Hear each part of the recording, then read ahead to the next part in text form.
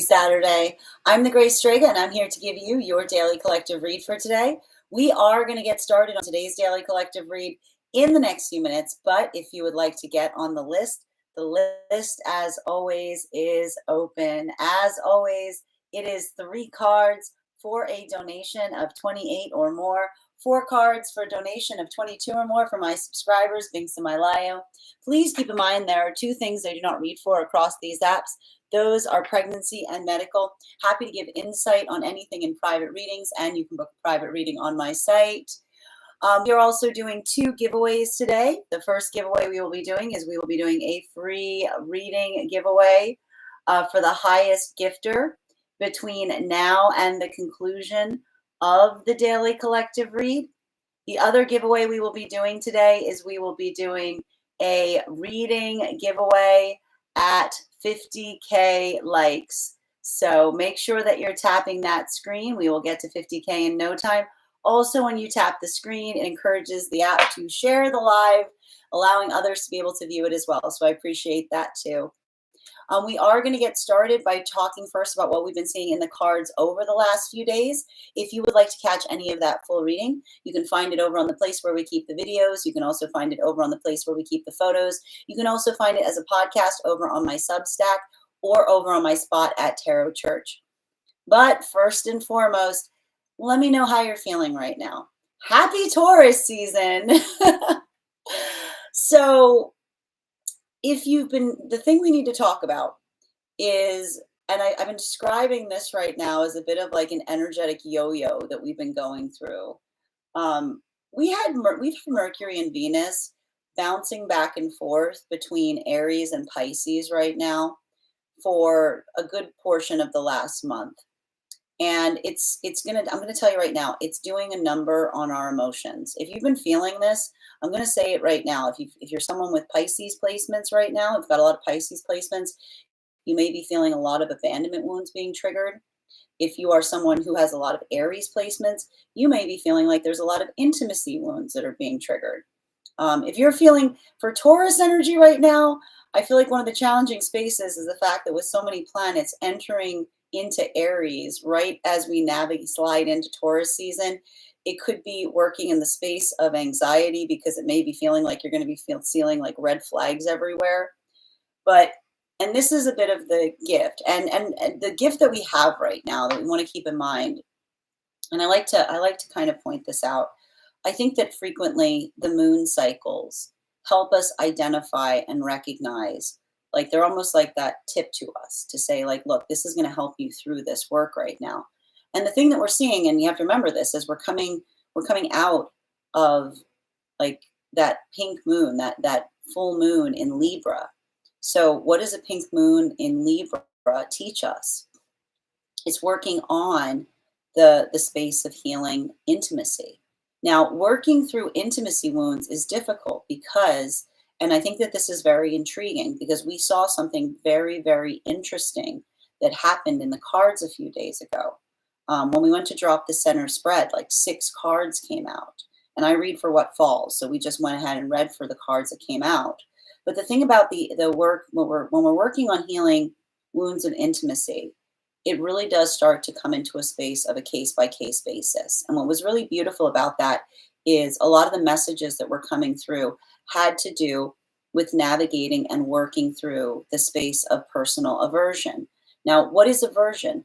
Aversion are things that we pull away from, things that create that sense of uncomfortability or discomforture within us. But what's interesting to notice there is, and in a way, this is kind of like the point that we were describing yesterday, when we talk about shadow work, shadow work is kind of like a very like heavy name for what is effectively like aversion confrontation, right? The ability to navigate something that creates a sense of discomforture within in order to understand the self better.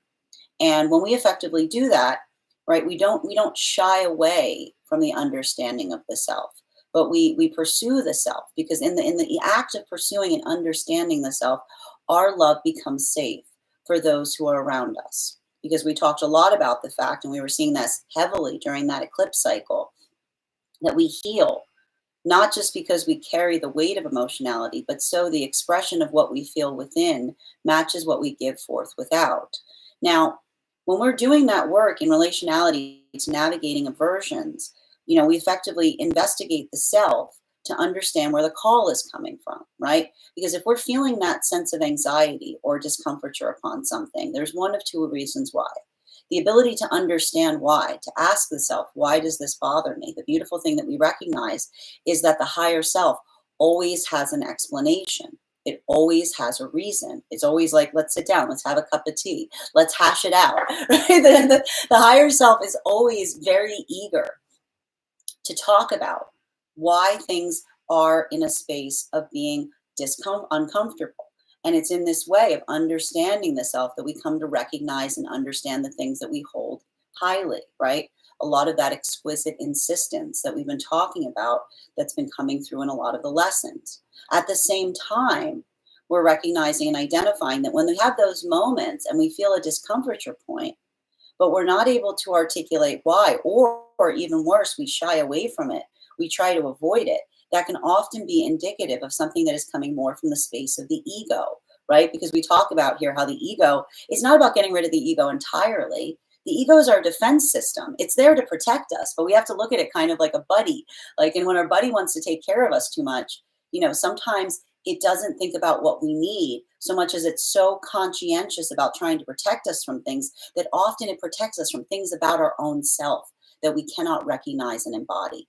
So this is why some of this energy right now is feeling so clumsy. This is why some of this energy is feeling so emotional, because I keep on seeing that with a lot of the work that we had happening over the last few days, coming out of this eclipse cycle, watching Mercury and Venus basically go around Neptune as Neptune is pushing into Aries, is the ability to identify and recognize the things that we hold on to, right? Working through past lessons, working through past experiences. And this is how Saturn is helping, because Saturn is moving up now right between Mercury and Venus, right? It's a conversation that there are some lessons that we're only able to understand and identify with the passage of time. Because in the act of understanding the self better, we can see our own blind spots. We can see the things that we were trying to avoid.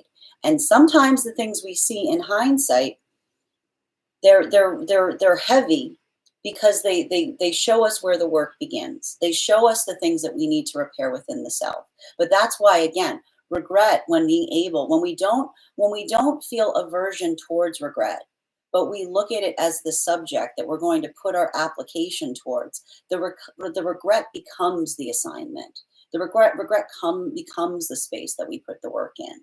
While for the energy right now that's working through those spaces or places of effectively identifying and seeing the lack of something, right? That often we feel that we're lacking, not because we're doing something wrong, but because something isn't there and it's requiring us to overwork to make up for the deficiency. We're also seeing that there may be a lot of frustration that's being released right now, particularly and especially for a lot of the energy in separation.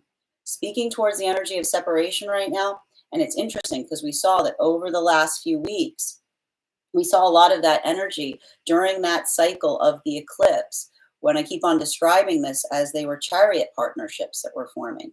Why were they chariot partnerships? Because it's all about the conversation. And this is often the misambiguation point that those that study the chariot card have. And I often teach this in my own classes. There's a misconception that the chariot talks towards motion. It does not. Take a look at the card that Pamela Coleman Smith made. It's a static card, and Pamela knew how to draw motion. She was quite good at it. Go take a look at that Knight of Swords. Pamela knew how to draw motion. And there's no motion in the chariot card. It almost looks like the chariot's made of concrete, because the chariot card is conversation of the force, the sheer amount of force that is energetically required to get something off the ground, and how that first force is actually needed, even more than the energy of keeping something in motion, right? We see that if you drive a manual and you got first gear, that first gear is, it's that's where the oomph comes. So why are we seeing this, and why is this important right now? Because there's a lot of energy that was building into relationship and recognizing and identifying. And we kept on getting the message that this clumsy thing is the start of something beautiful. Why is that clumsy thing the start of something beautiful? Because often when we're clumsy, right, often when we're adapting, often when we're doing something in a way that we haven't done it before, it is the song of trying, right? Trying is clumsy. Trying is not smooth sailing. But again, and this is why these relationships, there's something about the ability to be authentic in them that feels like it is deeply endearing. Because when we see someone putting in that effort and they're not being perfect, we often recognize that it's authentic, because this is the energy that is recognizing and identifying the massively important gift of adaptability and partnership. The gift that we give one another when we pay attention to what it is we could be doing better. But there may be a lot of frustration that's being released in a lot of these partnerships. Why? Because if these are situations or circumstances where energy is healing more from relationships that were built on inspiration, relationships that were built more on whim, I like to call them like relationships that are inspiration based, often are experienced in bursts, right? There's no consistency there, because it's like and because you're waiting for something good to happen. And it's hard because it's not that necessarily something bad is not, it's not that something's bad, but if it's, and this is why the message was coming through, that a relationship that is good but not consistent is actually worse than a relationship that's just bad all the time. Because at least when a relationship is bad all the time, you're able to anticipate what you can expect, right? It's like you're not waiting for the other shoe to drop. But when you're in that space, when you're in a relationship that's based on whim, it's like wind energy relationship. It's like you're sitting there waiting for the sail to take up in your relationship. And it's almost awful because you don't want to go away, because what if you miss the wind? But at the same time, it's not going anywhere, right?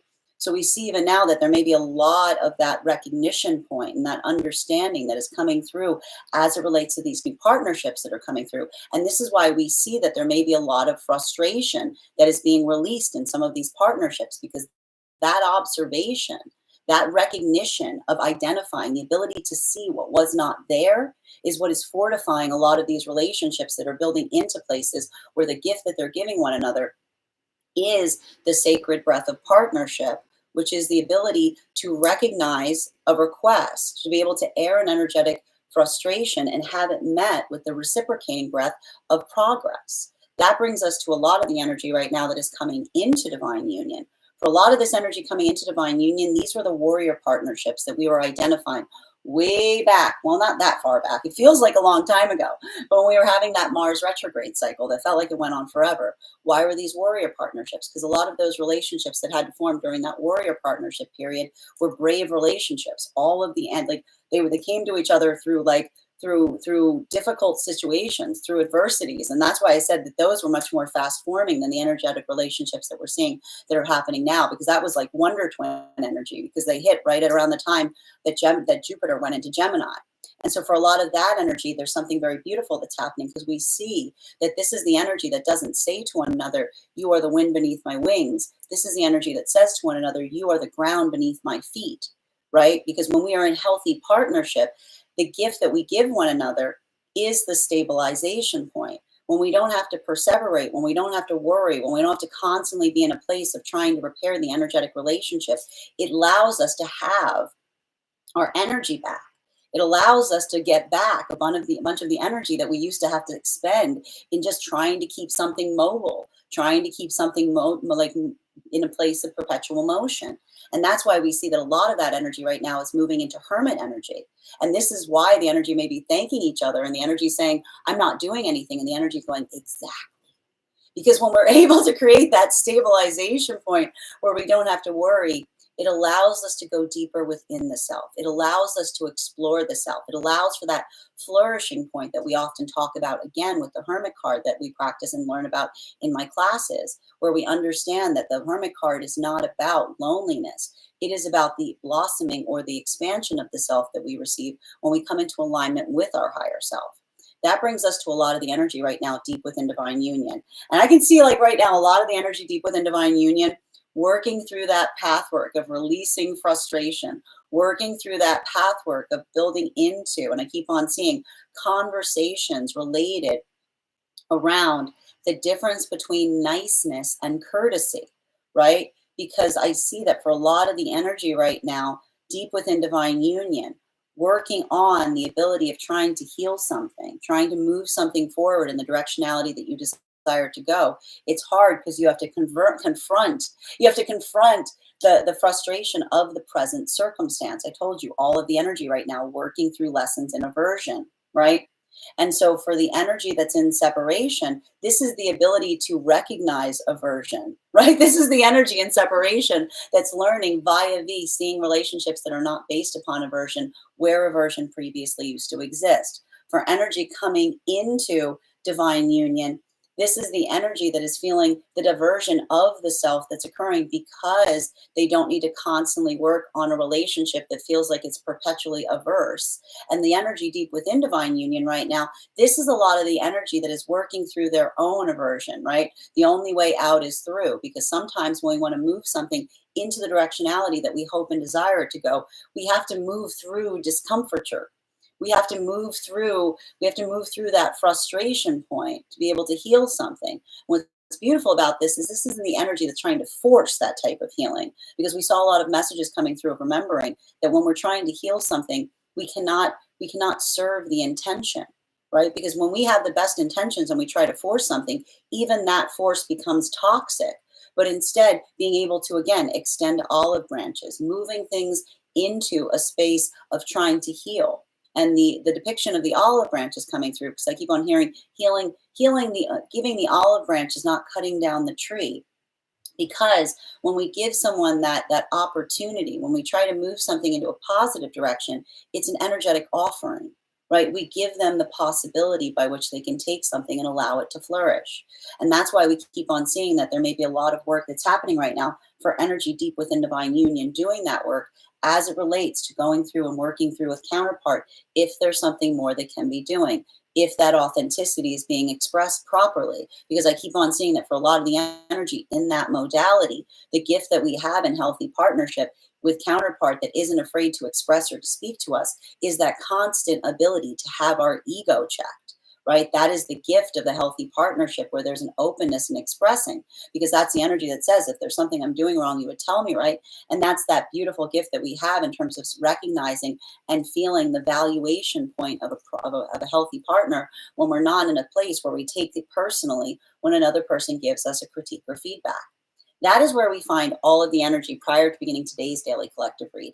Now, if you would like to catch that full reading, you can find it over on the place where we keep the videos. You can also find it over on the place where we keep the photos. You can also find it over as a podcast over on my spot at Tarot Church, or over on my Substack. That said, we are going to get started on today's daily collective read in the next few minutes. And if you would like to get on the list for today, the list, as always, is open. As always, it is 3 cards for a donation of 28 or more, 4 cards for a donation of 22 or more for my subscribers, thanks to my Lio. Please keep in mind there are 2 things I do not read for across these apps. Those are pregnancy and medical. Happy to give insight on anything in private readings, and you can book private readings on my site. We do dream interpretation readings here. We do past life readings. We do spirit animal guidance readings. We do pet readings. We do mediumship. We do life path readings. We do love readings. If you would have information that you feel is relevant to our reading that you would like to share with me, for instance, if you would like to share a dream, or if you have information around a past life regression that you'd like me to give you more insight on, you can include those notes when you send the donation over. Or if you are a subscriber on our clock app, you can, or on the on our Substack, you can head over to our subscriber only Discord channel, and you can put the information in the allocated energy areas there. But that said, before we begin, let me know how you guys are doing today. How are you feeling? How are you feeling coming into this Taurus season? Let me know how it's expressing for you. And welcome, Faye. Thank you for joining us, Raymond. Hi there, Michelle. Grand Rising, Haley. So good to see you. Nora, thank you for joining us. And welcome, Jenny. Hi there, Jean. Thank you for those gifts. Lilani, thank you for the follow. Pola, thank you for the follow as well. Adam, always a pleasure. Thank you so much for those gifts. Welcome, Morgs. Thank you for the compliment, Koan. Thank you for joining me. And if I'm ever saying your name incorrectly, please feel free to correct me. Beautiful day to you today. And Vamp, good to see you, dear. Thank you, V, for sharing the live. Always appreciate when you guys share the live. Kwana, thank you as well. And thank you for the follow. Alexandra, thank you for those gifts. Rachel, thank you for the follow too.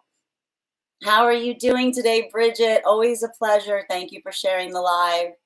Hi there, Per. Welcome. Hope you're doing well today too. And I've got you, little Vamp, feeling very emotionally detached. Hibernation mode in effect.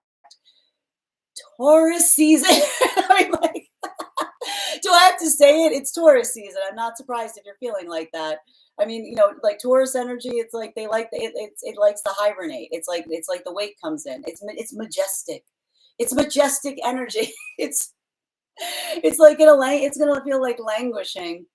I had a hangover today, so I welcome Taurus season by bed riding. That is a beautiful way. That's a good way of welcoming in Taurus season. I hope you're feeling better. Make sure you're hydrating, Alexandra. I'm telling you, we're moving into Aries season. It's going to get dry again. And Danae, thank you for those gifts. And thank you for those who are joining us across the other apps. Just a reminder, if you'd like to get on the list for today too, you can do so via my tree that has links in it in my bio. Always the first person on the list for today will always have an additional card in their reading. How are you doing, Bridget? I'm feeling good. Lots of birthday surprises, but all good. Oh, buon compleanno, dear. I hope you're having a great one. As I mentioned, friends, we are going to get started on today's daily collective read. If you would like to get on the list is open. I'm going to give you guys a couple of updates before we get started on today's daily collective read. First and foremost, thank you to everyone who joined us in our recent class this week on the Hangman. It was such a delight to be able to go over that card with you. And thank you guys so much for showing me the applications of you applying the spread that I created as well. I'm so happy to see that you guys are enjoying that so much. Our next class is going to be held on Wednesday, May 14th at 6 p.m. PST, 9 p.m. Eastern. We are going to be studying the death card. Boom, boom, boom. Don't worry, it's okay. It's not as stressful as you think. We're going to go over the history of the card, the symbology. I'm going to work you through spread applications, how you can read that card in any direction that it may appear in your own readings. I'm also going to present to you a unique spread that helps you channel the messages of the death card into your readings. And all you need to do, if you would like to become a part of our tarot class program, is mosey on over to my Substack and become a paid subscriber. Your paid subscription to my Substack is your ticket of entry into our live classes each and every month. You will also, as a paid subscriber, have access, as a paid monthly subscriber, have access to over 9 hours worth of material in the Tarot Church Library. Now, it's not necessary to catch up. I do my best in giving you a recap on everything that we've studied thus far, but now is actually the best time to join if you want to catch up, because you've got 9 hours worth of material at your fingertips. You got about 4 weeks to study. That's looking at, you got 2 classes per week that you can enjoy prior to moving into that next class. And also you'll have access to a one-on-one chat with me and the other students to ask any questions that you may have in relation to anything that we've studied thus far. And if you choose to become a founding member to my Substack, not only will you receive a discount on the full year's worth of classes, you will also have full access to the entirety of the Tarot Church Library archive. That is access to over 13 hours worth of material in an ever-expanding library. You will also have the option of receiving a complimentary one-on-one mentorship class with me, where I will meet with you personally and assess where you are on your personal tarot journey and give you the best insights in terms of how to utilize those classes to the best effect towards your personal tarot goals moving forward. One of the things I tried to do in these classes was make them accessible to everyone. That includes the most seasoned reader as well as the novice reader. Don't let your lack of experience or your robust experience prevent you from joining our class program. And even if you don't become a paid subscriber to my Substack, I would encourage you to follow me there to stay up to date on any new offerings or services. I also post my weekly newsletter there, which will let you know about my in-person events as well as my online live schedule. You'll also have access to my Mystic Meditation articles, which give you insight as to what we've been experiencing and reading for in each day's daily collective read. And I also want to let you guys know, on top of a few different offers that I now offer as it relates to reading on top of my standard life path readings, I also offer mentorship classes. These are for any of my students that are seeking a more personalized educational experience with me. I take a very limited number of students for this reason, as those classes are focused on each individual's personal, spiritual, pathwork, and journey goals. Those classes can be purchased on an individual level or as a monthly class series, weekly or bi-weekly as your schedule permits. Also, for my clients that are seeking more consistent weekly tarot support, I'm very happy to offer weekly tarot insight packages. That is a package of 4 30-minute readings, again, weekly or bi-weekly as your schedule permits, so that you can stay more consistent on your personal journey at a discount. I'm also very happy to offer dream interpretation readings. You can purchase those on an individual level per dream or as a series. Now, if you purchase the dream interpretation reading package, I would encourage you to start to keep a dream journal, as we will meet weekly or bi-weekly with that journal, and I will utilize the tarot to understand the key themes and messages coming towards you in the dream space. That said, we are going to get started on today's daily collective read in the next few minutes. If you guys could do me a favor and share this live, I would appreciate it. Make sure anyone who'd like to catch this reading live is here to receive it. I'm also going to take a couple moments to read over some of the comments that came through as I was giving those updates. Hi there, thank you as well. Good to see you, Per. I kind of like the death card. The death card is not something to be afraid of. You know, one of the things I do and we talk about, particularly, like, we should never be afraid of any of the cards in the deck. And I know everyone gets all stressed out when they see the death card, when they see the devil card, when they see the tower card, but it's understanding this, it's understanding the allegory behind the card. And again, it's not the fact that there's any card in the deck that is effectively good or bad. But again, one of the things that we talk about a lot with the death card is it's navigating through transformation. That's why there's an association to Scorpio often, right? Because it's about the idea or the aspiration of recognizing that power of change. But I mean, I think that I deeply appreciate that. Hi there, lovely Cappy. The death card is like rebirth to me. See, hit the nail on the head. And thank you for sharing the live, lovely. I hope you're having a beautiful day. As I mentioned, my friends, we are about to get started on today's daily collective read. But if you would like to get on the list for a personal reading today, the list, as always, is open. I will point out I will be keeping the list rather short today. So if you'd like to get on the list, please do so sooner rather than later if you'd like to secure that spot. 3 cards for a donation of 28 or more. 4 cards for a donation of 22 or more for my subscribers. We do angelic guidance readings here, life path readings, highest priority messages from spirit, dream interpretation readings, pet readings, spirit animal, spirit guide animal readings. If you have information that you would like to share with me that you feel is relevant to the read itself, I would encourage you, for instance, you want to share a dream with me you'd like interpreted or a past life, please make sure that you put it in the notes when you send the donation, or if you are a subscriber to Substack or on the Clock app, you can put it in our subscriber-only Discord channel, and I will refer to it in your reading. Hi there, Miriam. I'm afraid I do not speak French. I wish I did. Thank you, though, for asking.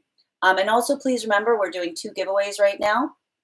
We will be doing a reading giveaway when we get to 50K likes. So make sure that you're tapping that screen, and we'll get to 50K in no time. The other giveaway we'll be doing right now is we will be doing a free reading that we will be giving out to the highest gifter between now and the conclusion of the daily collective read. So I wish you a lot of luck if you're participating in that as well. We are already at 4.4K likes, my friends. Thank you so much for tapping the screen. We'll get to 50K in no time.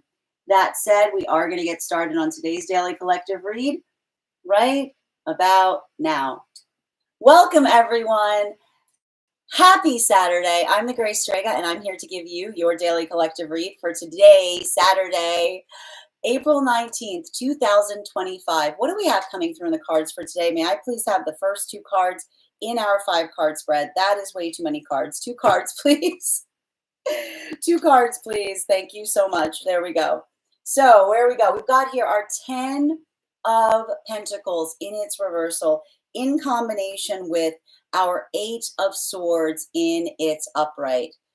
I'm not surprised to see these two cards coming out today as we're marching into Taurus season because, and I want to describe that what we're experiencing right now is a continuation of the conversation that we were identifying and recognizing that was occurring with all of those chariot lessons. You'll recall that a lot of, like, we've been coming through, like, this energy right now has been working through frustrations, working through a lot of the over focus on the self. Those Venus and retrograde cycles on top of the Mercury retrograde cycle, creating a lot of that, working through a lot of that feeling of navigating those disparities as it relates to how things are viewed from outside the self versus how it's viewed from within.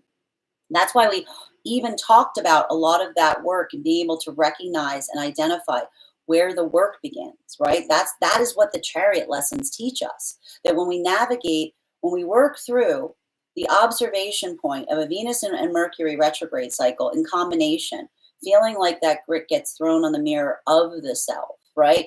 Instead of throwing it back out at others, right? Instead of projecting, instead of getting defensive, recognizing what it is that we're trying to improve upon, setting those intentions, it allows us for that ability to, like, set the energetic standards or to work with a lot of intentionality. It's not easy right now, right? And I keep on getting, it feels extremely clumsy. But that's what's beautiful because I keep on seeing that this is a lot, and and we were talking a lot about this yesterday as well, in relationality to the misconception that energy often has as it relates to Aries energy and patience. Because one of the things that we talked about yesterday is the fact that Aries are often misambiguated as being impatient. Aries are not impatient when they see progress. If you ever want to see an Aries suddenly have a profound amount of patience, is seeing the energetic potential of another, but not just potential, not latent potential, the potential that is being put into practice. And what does potential put into practice often look like? Stumbling blocks, training wheels, right? The ability of doing something and failing and dusting yourself off and doing it again, right? The act of energetic improvement. The minute, I'm telling you right now, the minute Aries energy sees that in another, I'll challenge you right now. Aries will say, wait a minute, right? That's the thing about Aries. Aries have patience when they say, wait a minute, do that again, right? Because that space or that ability of understanding that, and this is what a lot of this work is about. It's not about potential. It's about potential put into practice becomes progress. It's easy, and this is what we and here's the thing about it. It's easy, right? It's easy when we get frustrated to say, forget this, I'm done. You know, like, this is too hard, right? But when we identify what the work is, nothing is too hard, right? Everything just becomes a question of time and like the prioritization point of time and what it takes to get there, right? This is all that I'm telling you, we're going right back into that. All of these heavy Aries and Gemini energies, and this brings us into a lot of the energy that we're approaching right now with Taurus. Because what do Taurus often work through?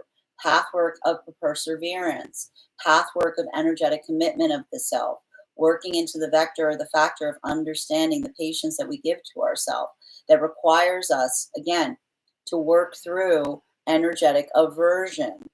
This is like a lot of this work that we're seeing right now is the framework of a lot of these energetic relationships that are coming into being right now. And what's interesting about it, and I was reading into this yesterday, I feel like the energy that was in the chariot cycles is now moving deeper into divine union. This is feeling like magician energy. And why is it feeling like magician energy? Because I keep on hearing that there's a lot of energy right now hashing things out. I keep on hearing that for a lot of the energy in separation, the ability to hash something out is often articulating upon what feels like it's a strong energetic connection. Because when everything's on the table, right, it's not a question of what can be done. It's the question of what it takes to get there. So there's a lot of this. I keep on hearing that a lot of these partnerships that are starting to form right now, there's a lot of this, like, I keep on seeing, like, digging into each other, or a lot of that playfulness energy, almost saying like, how long have you guys been together, and being like, we just met kind of energy, because this is the energy that knows how to hash. And often when we know how to hash, it articulates a comfortability that we've built within ourselves that allows us to feel comfortable in being our authentic self. Now, this brings us to a lot of the energy right now that's moving deeper into divine union. This is a lot of the chariot energy that we were identifying that was coming into being during that eclipse process that we're moving out of right now, right? All of this, like I told you, like all of this, like back and forth energy. You know what I mean? Like this movement of Mercury moving back and forth. What is that? That's the push into a chariot.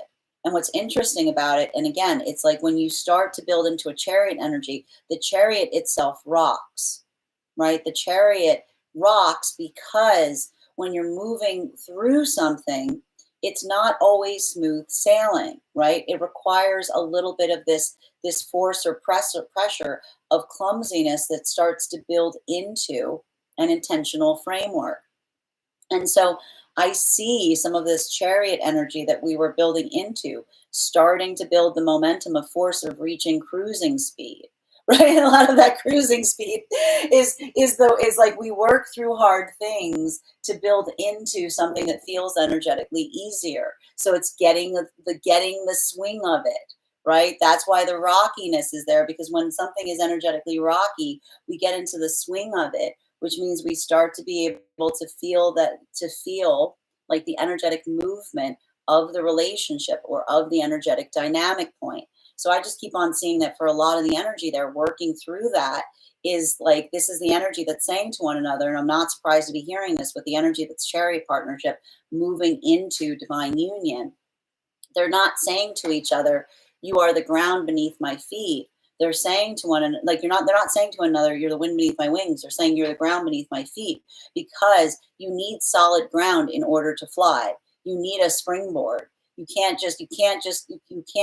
need something that's energetically stable that allows you to be able to build into the momentum of the self. And this is the energy that's saying to one another, I'm not doing anything. And that's the energy that says exactly, because when we create that stability, it allows us to go into hermit energy where we can flourish, right? That's the energy that says, you're giving me the most beautiful gift because you're giving me my energetic time back. I told you, Saturn's on the move right now. While continuing for energy deep within divine union right now, these are those warrior partnerships. These are those warrior partnerships that we saw that we're building in. A lot of the energy deep within divine union right now is working through, and I keep on seeing a lot of those lessons that we spoke about as it relates to navigating aversion. And what's interesting about it is this is energy that is confronting their own aversion of things. I feel like there's some energy right now moving deeper into divine union that's finally ready to heal something, right? Because the context of time, being able to feel that sense of understanding of the self, often when we built into a framework of healing, it creates a stabilization to be able to confront something that we couldn't confront before. So that's why I keep on seeing that for a lot of those energetic partnerships, that ability of kind of checking the self, recognizing, feeling the momentum of what you aspire to move something forward. And I keep on hearing baby steps. Why is this baby steps? Because when you're trying to heal something in a certain way, you don't press. When you try to put too much energetic force and intention on something you're trying to heal, it doesn't come into the space of recognizing the courtesy through which it's trying to be given. So I keep on seeing I keep on hearing a lot of the energy deep within divine union is working on perfect pitch, because that perfect pitch is one that you don't energetically force something, but you don't pull back too much. And when we're coming into that space of perfect pitch, it's understanding what type of energy you need to bring to a situation in order to allow for one's intention not to override the energetic like offering of moving something into a place that feels better than you found it, is what I keep on hearing. Center card for today's spread. Woo, there it is. Yep, not surprised to see it. There's that energy around the aversion, right? Working through the abandonment wounds. It's not easy. I keep on hearing for energy deep within divine union, the only way out is through. Why is the energy saying the only way out is through? Because, and again, I keep on describing this, and there's a heavy message coming through. Healing isn't just what feels good. Healing that feels good is bypassing. Okay? Healing that feels good is bypassing, right? And so that's why we keep on seeing that for a lot of the energy doing that work, right? Working through one's own aversion, working through the rigor within the self, right? This is like what allows for an energetic breakthrough point. And that doesn't mean, I keep on hearing, it doesn't mean that you let go of things that aren't energetically important, but you identify and recognize the difference. It feels like something that brings you closer to the higher self, which is the aversion that you feel towards something that is always ready to, the higher self is always ready to have a conversation about it, right? It's always able to walk one through why something is energetically important versus those aversions that come more from the ego or from the defense mechanism of the self, right? And what does the ego often say? Don't go in there. Don't go in there. Like the ego goes, don't go in there. Because the ego is not about facing things, it's about trying to protect the self, right? And so I keep on seeing that there's a lot of that work as it relates to navigating through those moments or those experiences that are difficult. But this is the energy that's like moving into that space of saying, like, like healthy, like healing is where one applies the work, right? And often where one applies the work in the self, in the process. Now, for masculine and feminine energy that are coming into divine union, I just keep on seeing that for a lot of the energy coming into divine union right now, like this is what I mean. Like this is the energy that's saying, I keep on hearing the energy saying, thank you, thank you, thank you.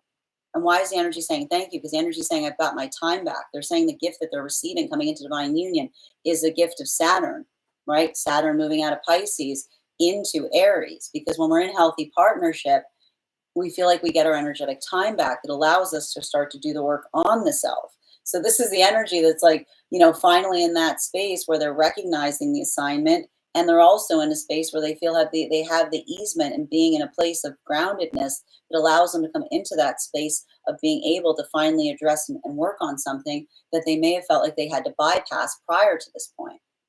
While for masculine and feminine energy right now in separation, I just keep on, I keep on seeing like some of these partnerships right now that are forming. I keep on hearing, it's like, I keep on hearing hashing conversations. And why does it sound like it's hashing conversations? Because hashing conversations means when we're in a space of authenticity, and I'm telling you even now, there's some energy right now that is recovering. I'm telling you, they're recovering from they're recovering. I keep on hearing they're recovering from wind relationships. And when they say wind relationships, they're saying whim relationships, because whim relationships that are built on whim, right? The energetic connections where one only does something when they're feeling inspired.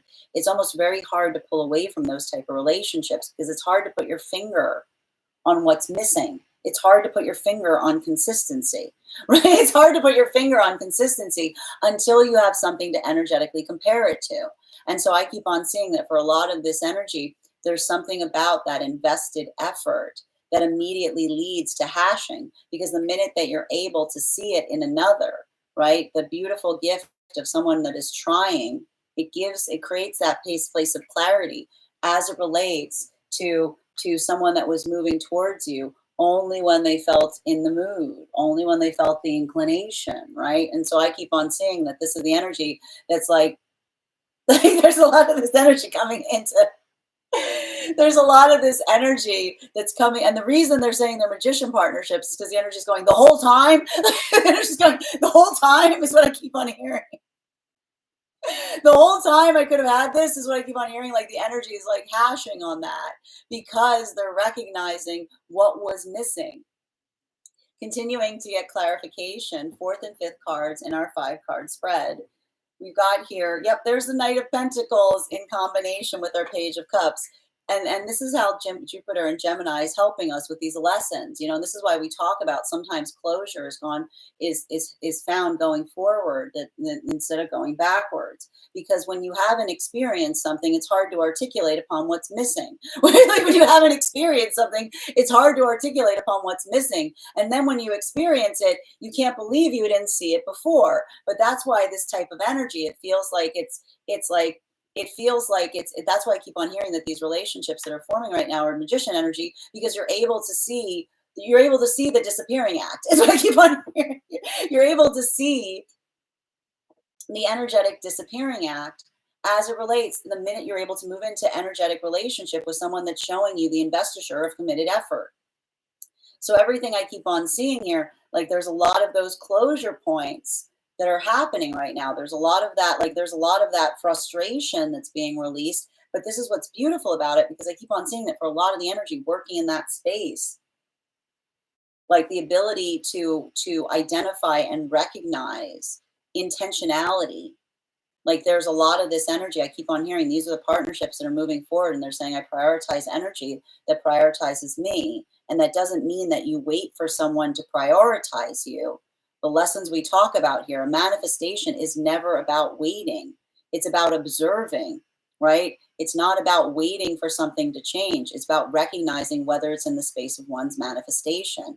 Continuing to get clarification between our 10 of Pentacles in its reversal and combination with our 8 of Swords in its upright. One card to clarify. Clarification coming through right now, and we've had a lot of conversations about this. Manifestation is not the act of saying make this that. Okay, it's not the energy that goes make this that. It's the opposite. It's manifestation is help me see. Help me see. Because when we go into those processes of manifestation that we say make this that, right? It's like we're trying to pull a rabbit out of the hat. It's like it's ridiculous. It's like the universe is saying, often in those moments, we have those opportunities or those experiences that feel like they create those places of frustration, or they create those moments of confusion. But instead, we understand and recognize that the force of progress that is identified in relationality to moving something in the direction that we aspire and desire to go is built upon the context of recognizing what is not that, right? Because when we're able to do that work, when we're able to recognize and identify that, it moves us forward towards our goals. We're not in a space of wishing, right? Because what is a wish? A wish is a latent manifestation. It's waiting for something to happen. A manifestation is a wish with legs. It's not the space of waiting for something to change. It is articulating and moving in the direction of what you feel is going towards that goal. And so that's why I keep on seeing that there's something about these partnerships that are taking off right now. They're clumsy, right? It's not that they're perfect. Okay, I need to stress this. We work through a lot of those experiences of working through healing from the state of perfection. But when we ourselves move with intention, the gift that we are able to find, when we become something, we're able to see it. So I keep on seeing that there's a lot of that energy that's moving with intention. And in the moment that they start to move with intention, what do you get? You get the eyes to be able to see the intention, the energetic intention of others, right? We embody what we become. We embody the work of the healthy manifestation that allows us to be able to find it. So I keep on seeing that there's a bit of a gift that's happening right now, particularly as it relates to some of these new energetic connections that are forming, that is helping to recognize and identify the difference between what is versus what is not, right? It's like, and again, it has a bit to do with the Jupiter and Gemini energy, because I keep on hearing that for a lot of the energy in separation, building into a context with someone and seeing that invested effort, it's like a little bit of that gasp, because it's suddenly being able to see what was energetically missing, right? While for masculine and feminine energy right now that is coming into divine union, I just keep on seeing that for a lot of the energy coming into divine union right now, working through that, like this is the energy, like I keep on seeing the energy that keeps on thanking one another, They just keep on profoundly thanking one another. And I keep on seeing the same thing, like the chariot partnerships, someone being like, I'm not doing anything. And the energy's going, you're doing like, yes, thank you, right? Because when we are able to build that reliability, when we create that reliability in ourselves, then that is a gift that another finds within us. And this is why I keep on seeing that for a lot of those energetic connections, being able to recognize and identify the reliability that we create in healthy partnership, right? Knowing what we can energetically expect, building those energetic standards, it frees us back up. It gives us our energetic time back because it allows us the context and being able to work on the self. This is why the energy is moving into Hermit energy, because this is the energy that says, because of the stable ground you create, I am allowed to flourish. I am allowed to thrive, right? Because it is the allowance point of the stability of partnership that creates the healthy environment by which one can put one's own energy back into the self.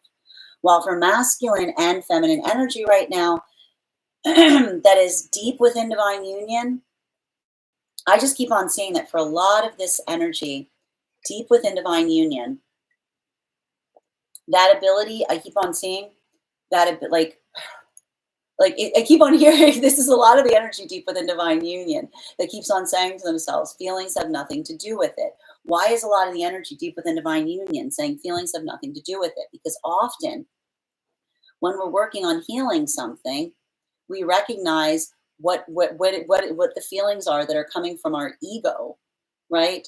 What are the feelings that are coming through from our ego versus what feels like it moves us in the direction of the higher self?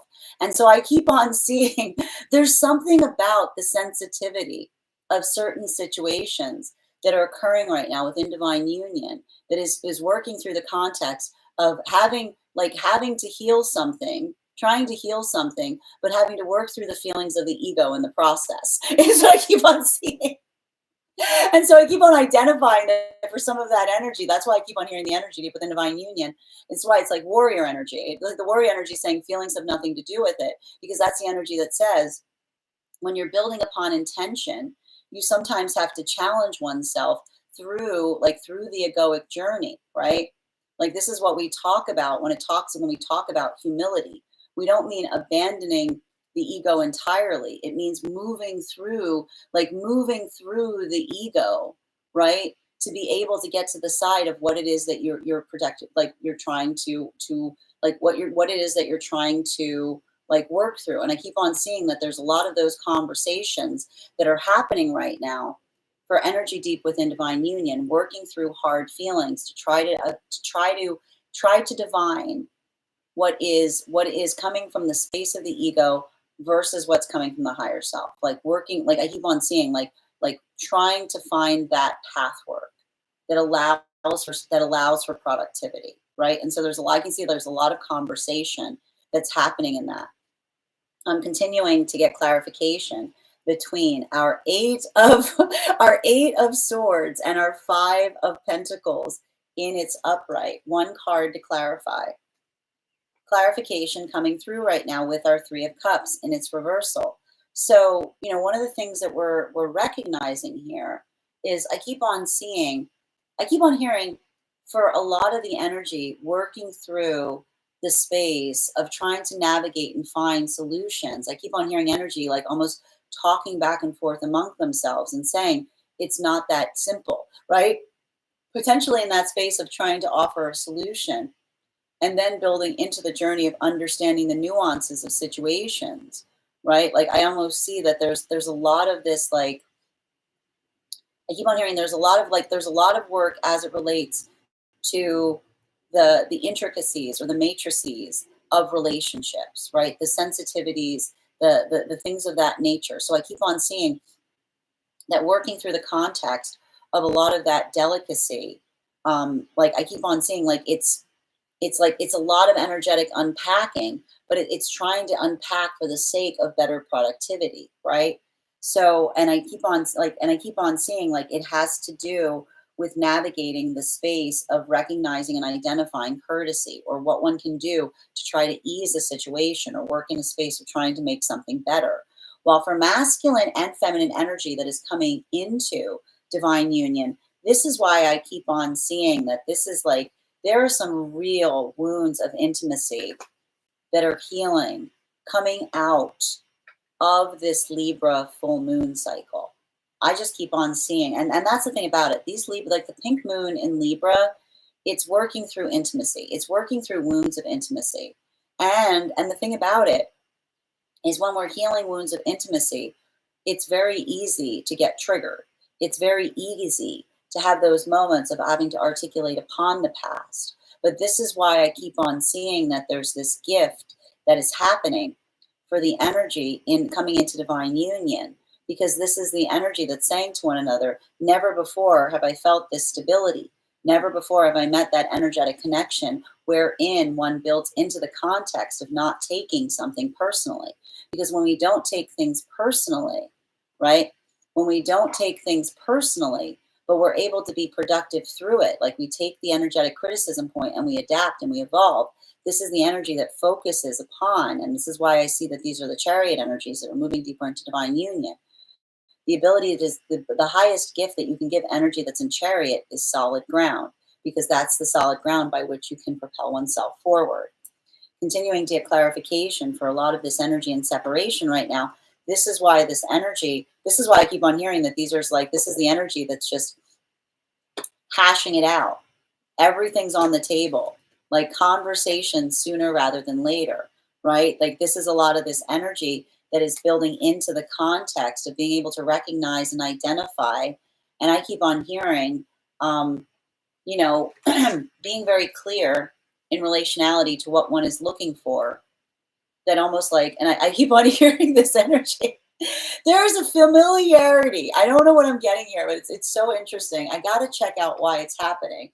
There is a familiarity that is happening right now in some of these energetic connections that feels like it feels like bickering. That's the funny thing about it that I keep reading for. It feels like bickering, like energy that's just coming into connection with one another, and they're just immediately bickering because there's that space of having healed to such a certain extent that I keep on hearing they're not coming into the space of being energetically performative about the self.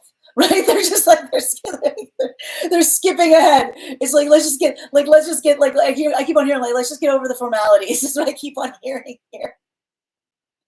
You know, like this is the energy being like you know, like it almost it's like it feels like, you know, it's something, and it feels like something that almost feels like a relief. You know, there's there's a comfortability here. Continuing, welcome to Taurus season. Continuing a clarification between our Five of Pentacles in combination with our Knight of Pentacles in its reversal.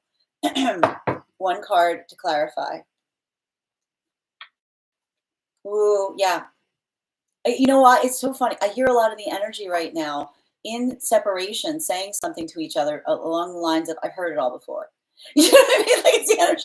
It's the energy. Like there's like it's like the energy that's saying to one another, "I've heard it all before." But and that's what I mean. Like there's something, I don't know why I'm getting it, but it almost feels like there's something energetically romantic about the fact that the energy's healing from romance. You know what I mean? Like there's like it's almost giving me some kind of vibration of healthy cynicism, which is almost like I want to see. It's like it's I keep on hearing it's like a play area is what I keep on seeing, because I need to describe this, and I keep on to keep on building into this context of this is energy that was in some kind of whim relationship, right? And often when you're in whim relationships, this is the energy that felt like they were trying to contort themselves or twist themselves into some kind of situation where someone would give them more interest. But then that moment of recognizing that when you're in a when you're in a relationship that's not consistent, nothing you do, nothing you do to twist yourself into a space of another person building interest is going to change it, right? That the only thing consistent is the inconsistency. This is why this energy is like coming towards each other with so much of like, this is who I like, this is who I am now. Like this energy going, this is who I am now, because they're saying I keep on hearing the energy say, it's not that they're not willing to change, but they're not willing to change in order to arrest another person's attention, right? Like that's the energy saying, I'm not going to be in that space of trying to do so. And that's why I keep on seeing that there's something like it feels very, I keep on hearing it feels very casual in some of these new relationships because this is the energy that's saying, like almost saying, like I want you, I'm not like, this is the energy that's trying to articulate and say that like that consistency is not something that they're trying to beg for. It's something that they're just paying attention to as it relates to being there or not, right? While for masculine and feminine energy, it's giving me like a lot of this, like, it's giving me a lot of this, like, hands on the hips kind of energy. You know what I mean? But in a good way, right? Because it's something that I keep on seeing that the energy is seeing something that they couldn't see before. While for masculine and feminine energy that is coming into divine union, this is the ground that we're talking about. Heavy on the threes today. A lot of three energy here. And when we see three energy, it's about stabilization, right? When energy creates stable foundation, it allows the ability to focus on the self. And this is why the energy is saying to one another, thank you, because I'm getting my time back. Right? Like the energy's because when you don't have to spend all of your energy in trying to create stable ground, you have time to be able to focus on the self, is what I see. Continuing to get clarification here for energy deep within divine union. I'm just seeing that for a lot of the energy right now coming deep within divine union, a lot of that work or a lot of that, like a lot of those conversations, I just keep on getting, it's a lot of that work as it relates to, you know, identifying and working on what feels like it's moving in positive direction.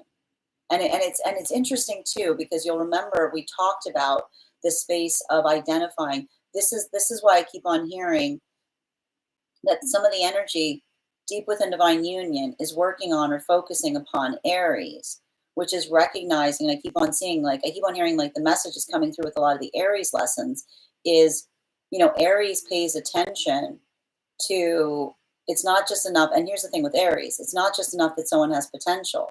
Like, it's not just enough that it's like Aries is like, it's not just enough that someone has potential.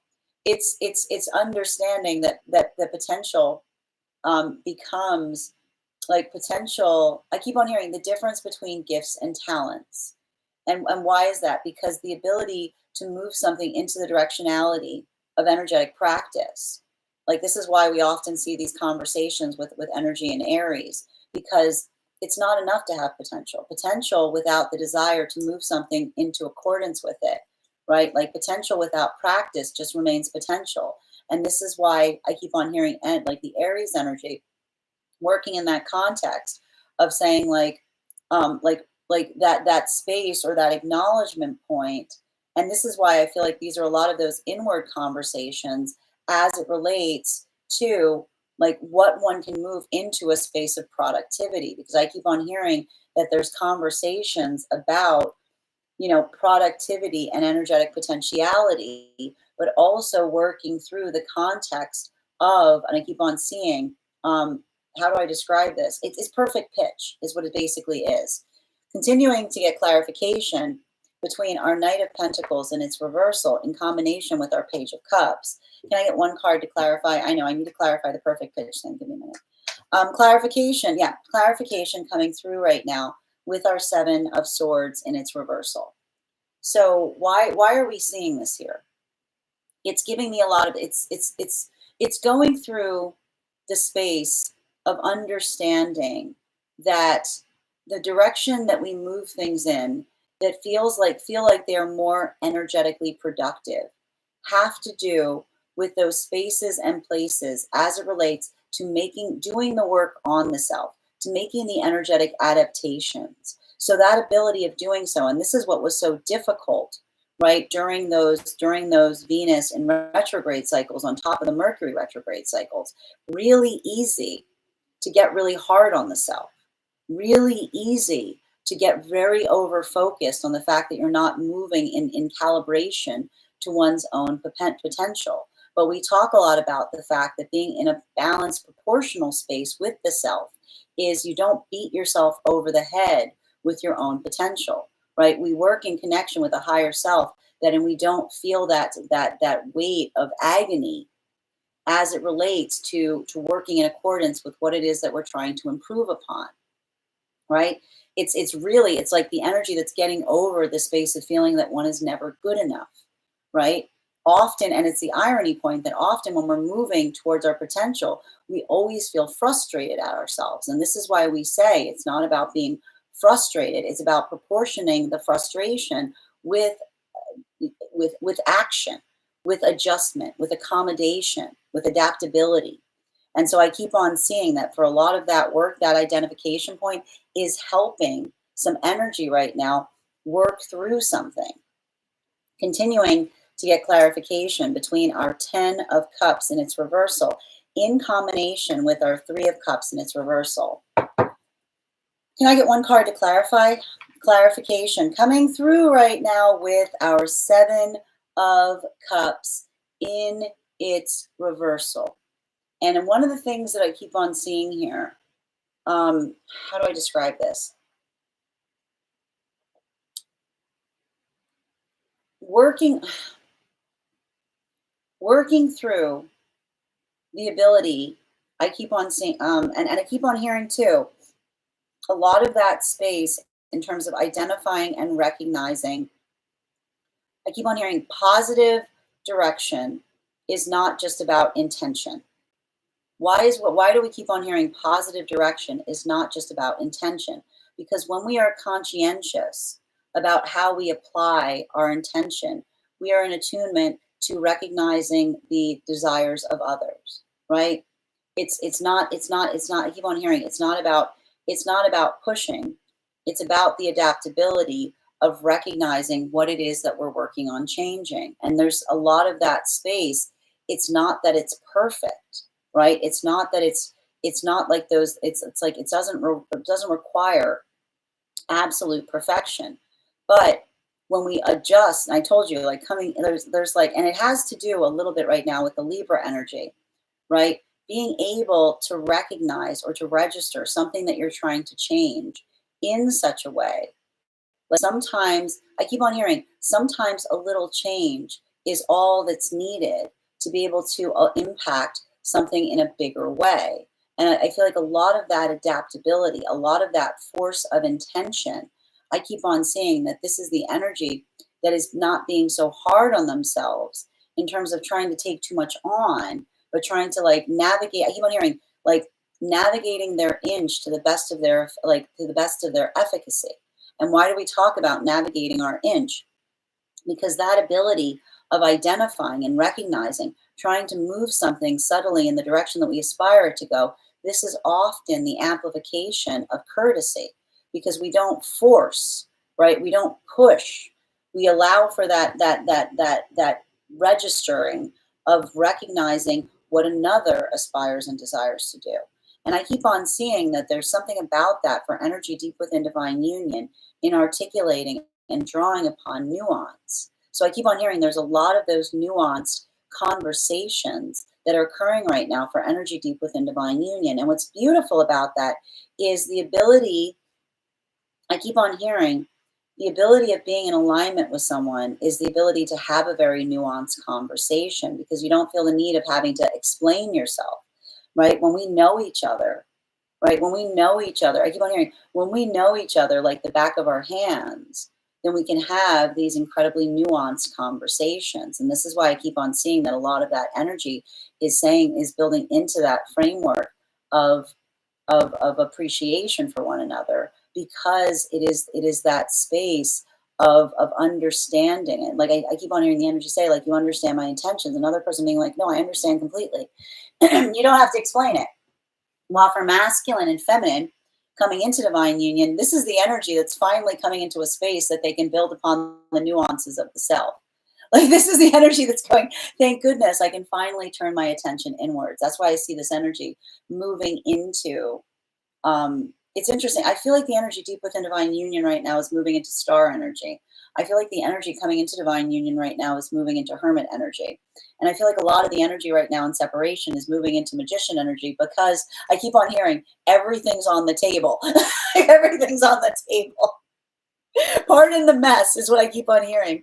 Clarification between 3 of cups in its reversal in combination with our 3 of Wands and it's upright. And I feel like, okay, I already hear the message coming. Yeah, there's that hermit energy. And it's so funny because I think I've told you guys this card does not always come out in my readings. It likes to put, it's like it puts in appearances. But here's the thing about it, like the reason that the hermit card is out for the energy and separation is I keep on hearing the energy and separation say, I cannot stress to you how I'm not trying to impress you. And there's something about that.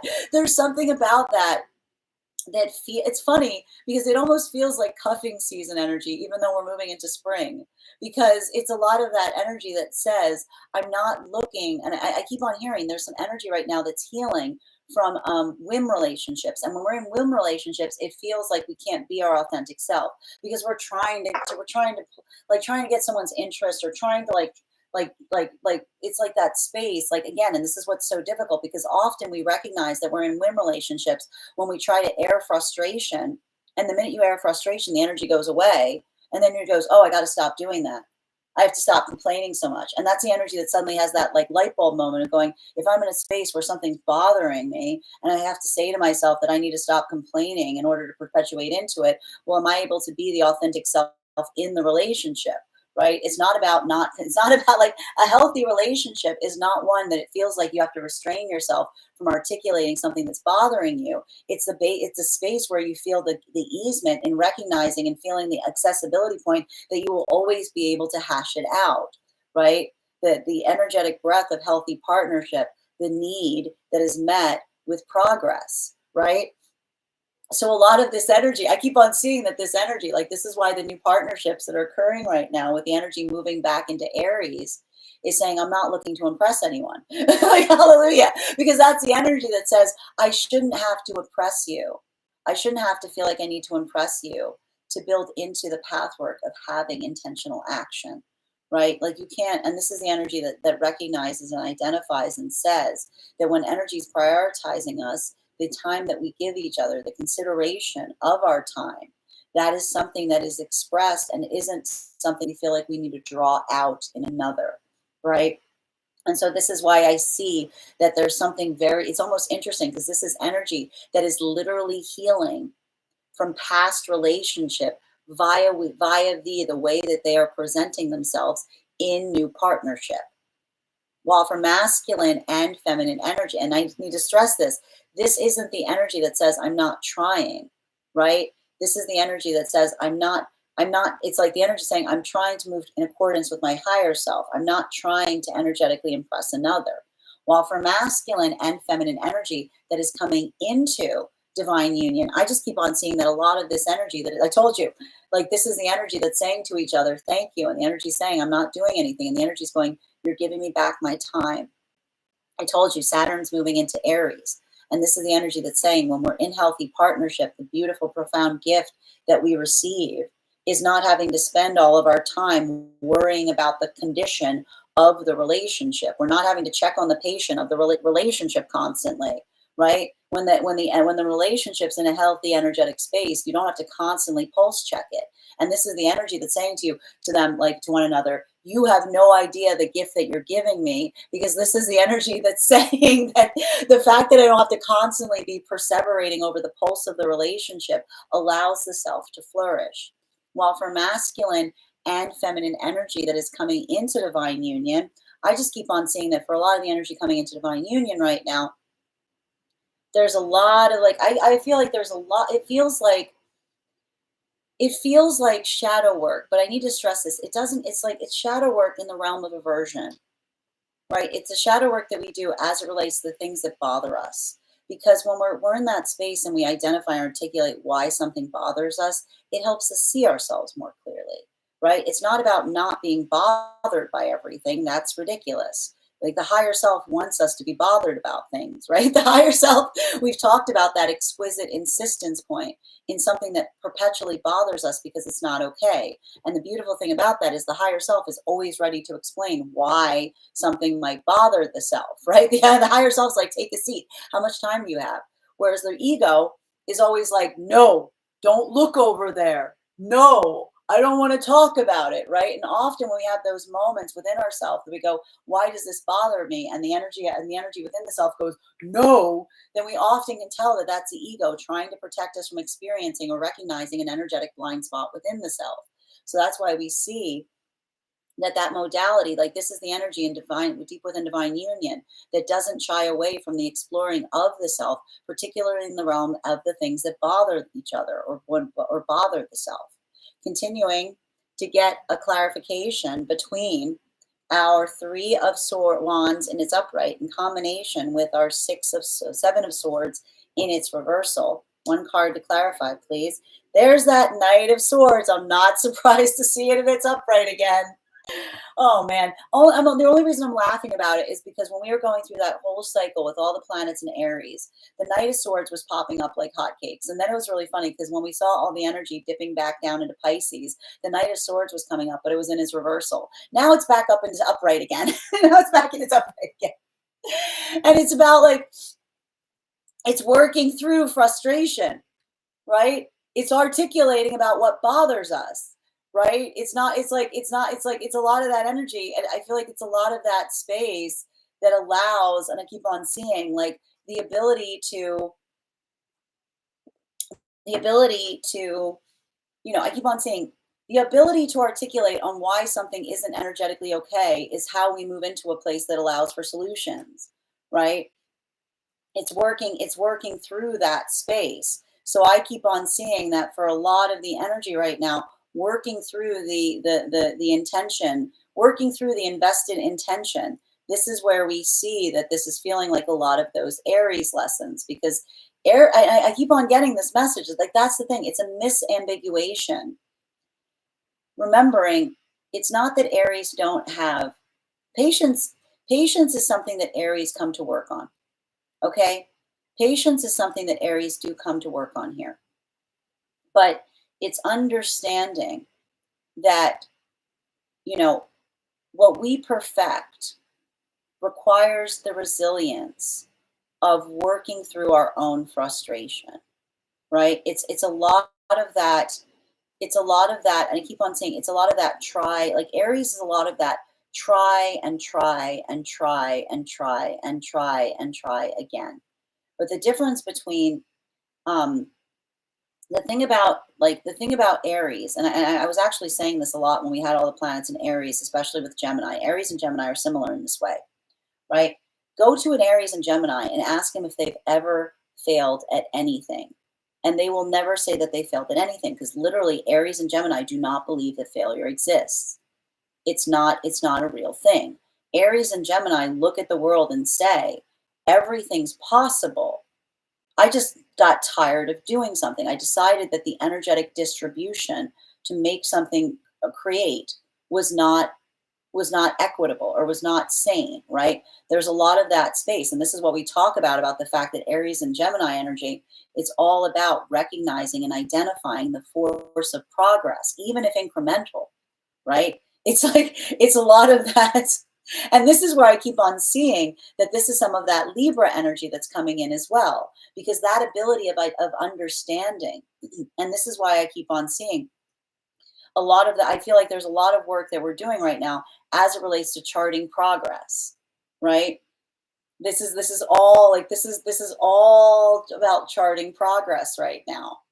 And it's happening across all of the frequencies. And I think it has a lot to do because, again, I'm telling you, with Venus and Mercury that stepped back into Pisces and then moving back into Aries, right? There was something about that moment of contemplation that then allows one the context of being able to see the difference between something that has changed, right? Something that is evolving versus something I keep on hearing, like, this is why there's so many closing points right now in cycles, in terms of recognizing or identifying or saying the only consistency is the energetic inconsistence, right? And so this is the energy that we're kind of seeing is working in that context of identifying the relationship, right? And this is important for the energy and separation, the difference between seeing the stuttering, I keep on hearing, seeing the on-off switch that often happens in the feeling of a relationship that's built more on whim right? Someone that comes towards you and the mood strikes or the inclination versus the jittering, the jitters. I keep on hearing the stutters as opposed to the jitters, because like the jitters are energy that's like, I keep on seeing like falling over the self, like trying to come into a point of accommodation, building into that adaptability point and recognizing that force of change. So I keep on hearing that the ability of feeling the endearing jitters of someone that's trying to do something in a better way versus that like versus that, I keep on hearing that nonchalance that is often indicative of someone that only comes towards another when they feel the mood is inclined. And that's why I keep on seeing that this is why there's so much of that energy that's being very authentic in their frustrations, right? They're hashing it out because this is the energy that's feeling, that's healing in airing frustrations, particularly if these were experiences in the past where there was a like the front, like the ability, like the I keep on saying the quietude that happens when you feel like that unconscious moment that every time you air a grievance, another person goes away, right? So I keep on seeing that there's something very restorational that's happening in these relationships as it relates to being able to speak, to clear the throat chakra, and have someone that feels that is able to do so in the same way. Continuing to get clarification between our Seven of Cups in its reversal in combination with the Hermit card in its reversal. One card to clarify. Clarification coming through the Page of Wands. And I keep on hearing, and I got to stress this, okay? I keep on seeing a lot of this energy, right? They're building into their manifestation. And what are they doing as they're building into their manifestation? What are they saying? I'm sick of this.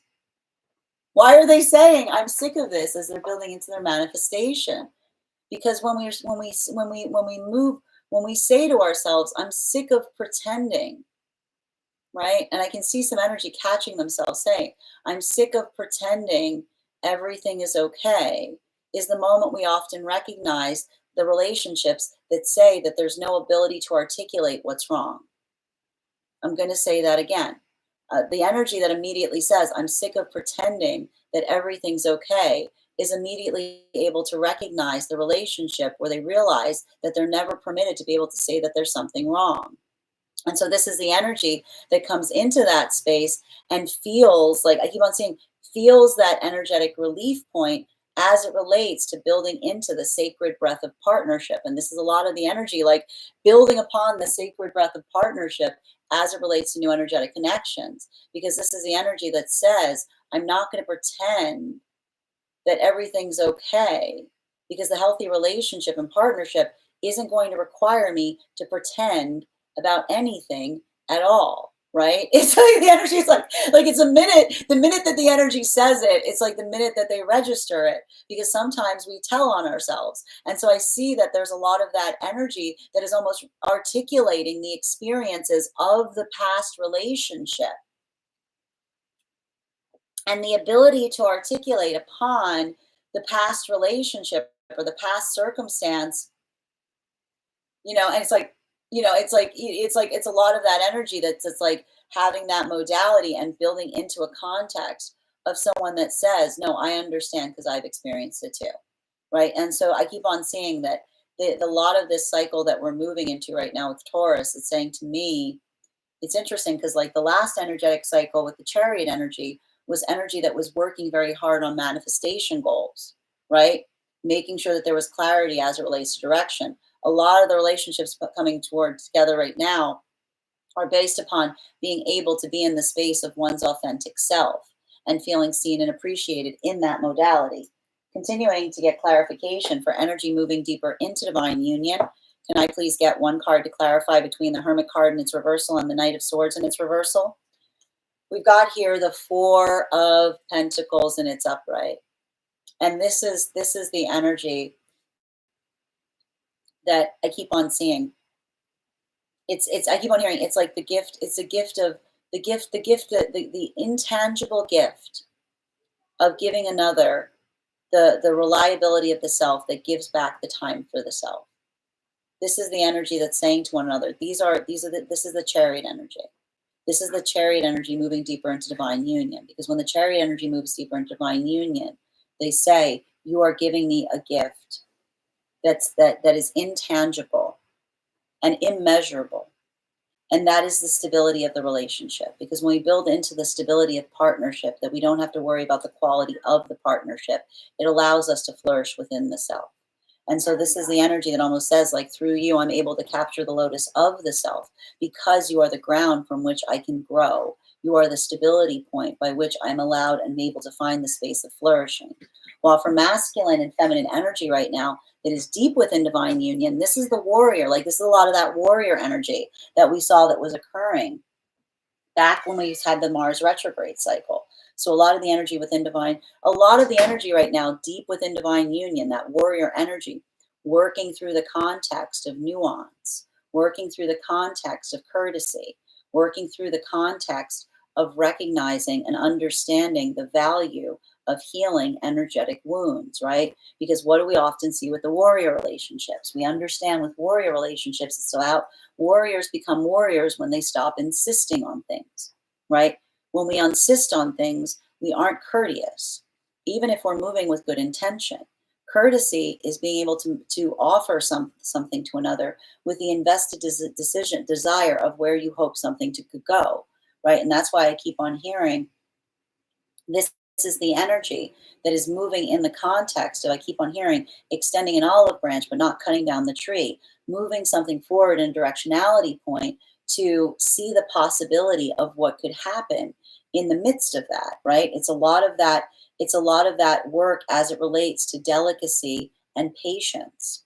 Final card for today's spread, between our Page of Wands in its reversal in combination with our Four of Pentacles in its upright. May I have one card to clarify? Clarification coming through right now. You know, it's so funny because when I first started doing this reading, this Nine of Cups was like popping out from the deck, and I actually was putting it back. It wanted to make an appearance. And it's bridge energy. It's beautiful. I love Nine of Cups is one of my favorite cards because I keep on hearing, we work through the aversion of the self to recognize the bridge to what it is that we desire to move something in the direction that we hope it goes. And it's really important because it's saying to me that there's a lot of that work that's happening right now as it relates to manifestations. And we talked a lot about this. You know, manifestation is not the space. I mean, here's the thing about it. You know, manifestation is not about trying to jam the square peg into the round hole. I mean, you can do that, but you have to remember that things can sometimes look like our manifestations, but they don't energetically feel like our manifestations. So when we pay attention, right, and this is why often with a healthy manifestation, we don't talk about putting our desire in terms of what it looks like, but working in the space that understand that the universe works towards energy, right? It works towards what it is that we're aspiring to move towards. So when we start to build into understanding that a healthy manifestation is not one that we look for, we feel into it. You know, we ask ourselves, our feelings are important. So we see even now that the ability to feel into things is so valuable, because we see, and this is why we have to work on our feelings, right? Because if we work in that space of disassociating from our emotions and we're never able to feel anything, like, that's, again, a healthy manifestation is not one that requires you to disassociate in order to move closer towards it. And that relates to the self as well, right? This is why we talk about the fact that healing kind of stinks, because we start feeling more. And some of the things we feel isn't great, but it's not about what feels good, right? It's about recognizing why it doesn't feel good. It's about understanding the map work of the emotional space. So I keep on seeing that's why, like, I got to tell you, like, I see some energy right now, and this is happening across all the frequencies. It has to do with navigating through aversion, right? And so I keep on seeing that for a lot of the energy right now, this is why I feel like there's a bit of this shift that's happening right now for some of the energy coming, like the partnerships, like the cycle of partnerships we've seen this year. Beginning of the year, we had warrior partnerships. Coming into this, like coming through this cycle, we had chariot partnerships. And this is why I'm describing this as feeling like magician energy, because everything's on the table. There's a, and again, it's like everything's on the table. The desire to hash something out, the desire of someone saying, I'm not, and it's interesting because this is the energy saying, I don't want to feel like I need to pretend in partnership. I shouldn't have to feel like I need to pretend in partnership. They're recognizing that the energetic counterpart, and that doesn't mean, right? That doesn't mean that we're not actively working on the self, right? It's not that the space that you're like an absolute disaster and you say, you either accept me as a disaster or you don't accept me at all. Like, that's ridiculous. Nobody puts up with that.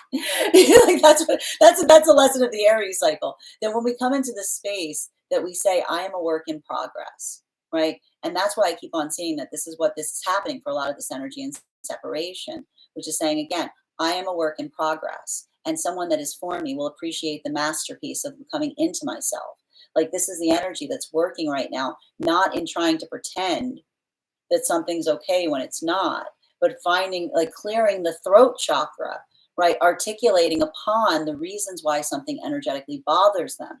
Because again, when we're able to articulate upon things, we allow for the observation in relationality to how another person takes our frustration. Because if we're building into a context where we articulate something that bothers us, and another person says, like, that's a you problem, or they move away from us because they go, that's not very dream of you, then we start to say, oh, this is not someone that's looking towards working into a space of what we can create together.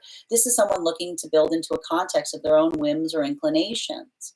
Right. And I keep on seeing that is the energy that says that they're not looking for performative relationships. They're looking for a real partnership. They're looking for a space where, and again, they can grow and build together. And that's the energy that says, that consistency is such that you don't, if someone's not, and again, we were talking about this in the lesson yesterday, if someone's being inconsistent with you and you're saying, well, maybe if I wait, they'll get consistent, you're giving them consistency. You're giving them consistency that reaffirms to them that they can remain inconsistent towards you. It's like, it's an absurdity, right? So we see even now that this is the energy, and it's interesting too, because I see that some of that energy and separation is also like recovering from fool energy, right? This is why I'm telling you it's magician, because it's the energy going, the only thing I see that this is why it's coming into magician energy, because it's coming out of fool energy, because this is the energy that says the only thing more foolish than someone not coming towards us inconsistently is giving someone consistency and building upon the spark of hope and saying, maybe if I get more consistent with someone, they'll start giving me consistency, when all you're doing by giving them consistency is proving to them that they can give you inconsistency and you will match it with consistency. So this is the energy that's like, again, they're not in a space of changing frequency. They're in the space of reading frequency. While for masculine and feminine energy right now that is coming into divine union, I just keep on seeing that a lot of the energy coming into divine union, this is the training wheel energy. It's not that everything's perfect. Everything's not perfect. It's understanding and not getting overwhelmed when things aren't. It's working in the context of adaptability. And this is why I keep on seeing that this is a lot of the energy that's feeling for the first time the sacred breath of healthy partnership. And what is the sacred breath of healthy partnership? It is the request, right? The progress, like the articulation of a need that's met with progress. And this is why it's an Aries lesson, because when we find the sacred breath of partnership, right? When we articulate a need and it's met by progress, then it becomes the aspiration point, and it's not building upon inspiration. It's not waiting for something to change. It is seeing that force of change in action.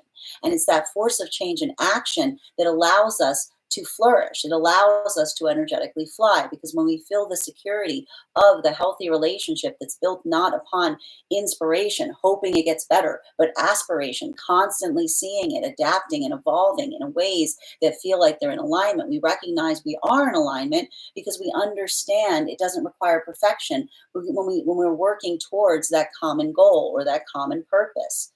While for masculine and feminine energy right now, deep within divine union, this is like, I keep on hearing energy having personal breakthroughs. And the thing about breakthroughs, having a breakthrough is not saying I'm perfect, hooray. Literally having a breakthrough is I've got a lot of work to do.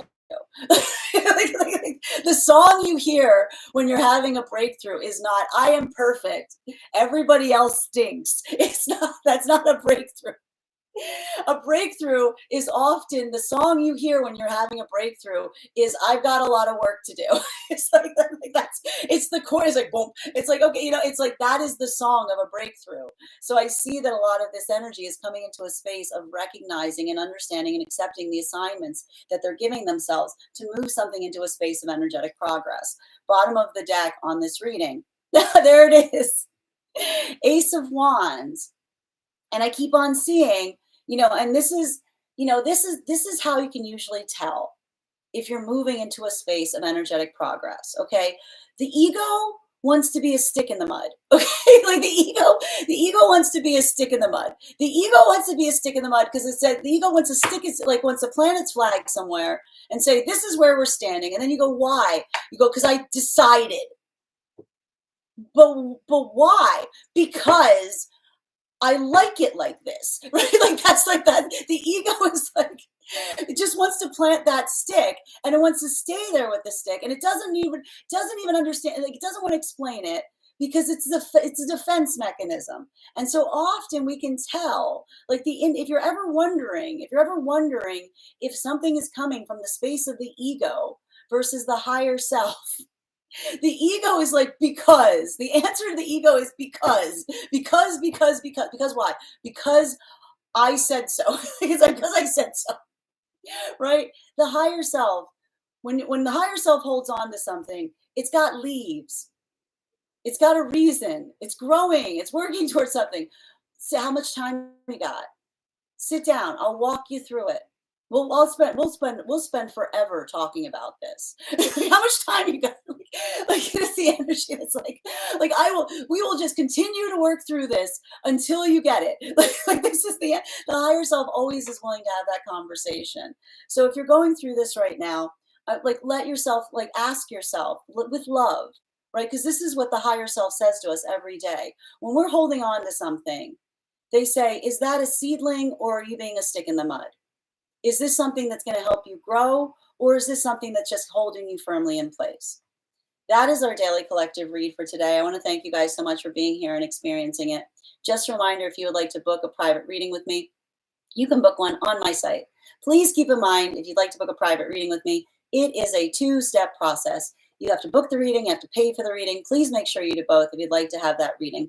Most importantly, please remember that I will never, ever, ever, ever, ever, ever, ever reach out to you for private reading. I will never DM you. I will never PM you. I will never slide into your inbox and tell you that I have a very important message that only I can deliver. The only way you can book a reading with me is if you book one on my website. So I encourage you to do it there. A couple of updates before we move into personal readings today.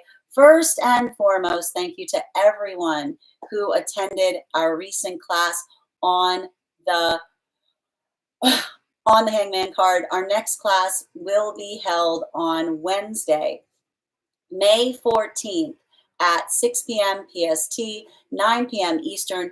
We will be continuing our studies into the tarot with a focus on the death card. It's going to be fun. It's not scary, I promise. We're going to we're going to talk about the history of the card. We're going to talk about the symbology of the card.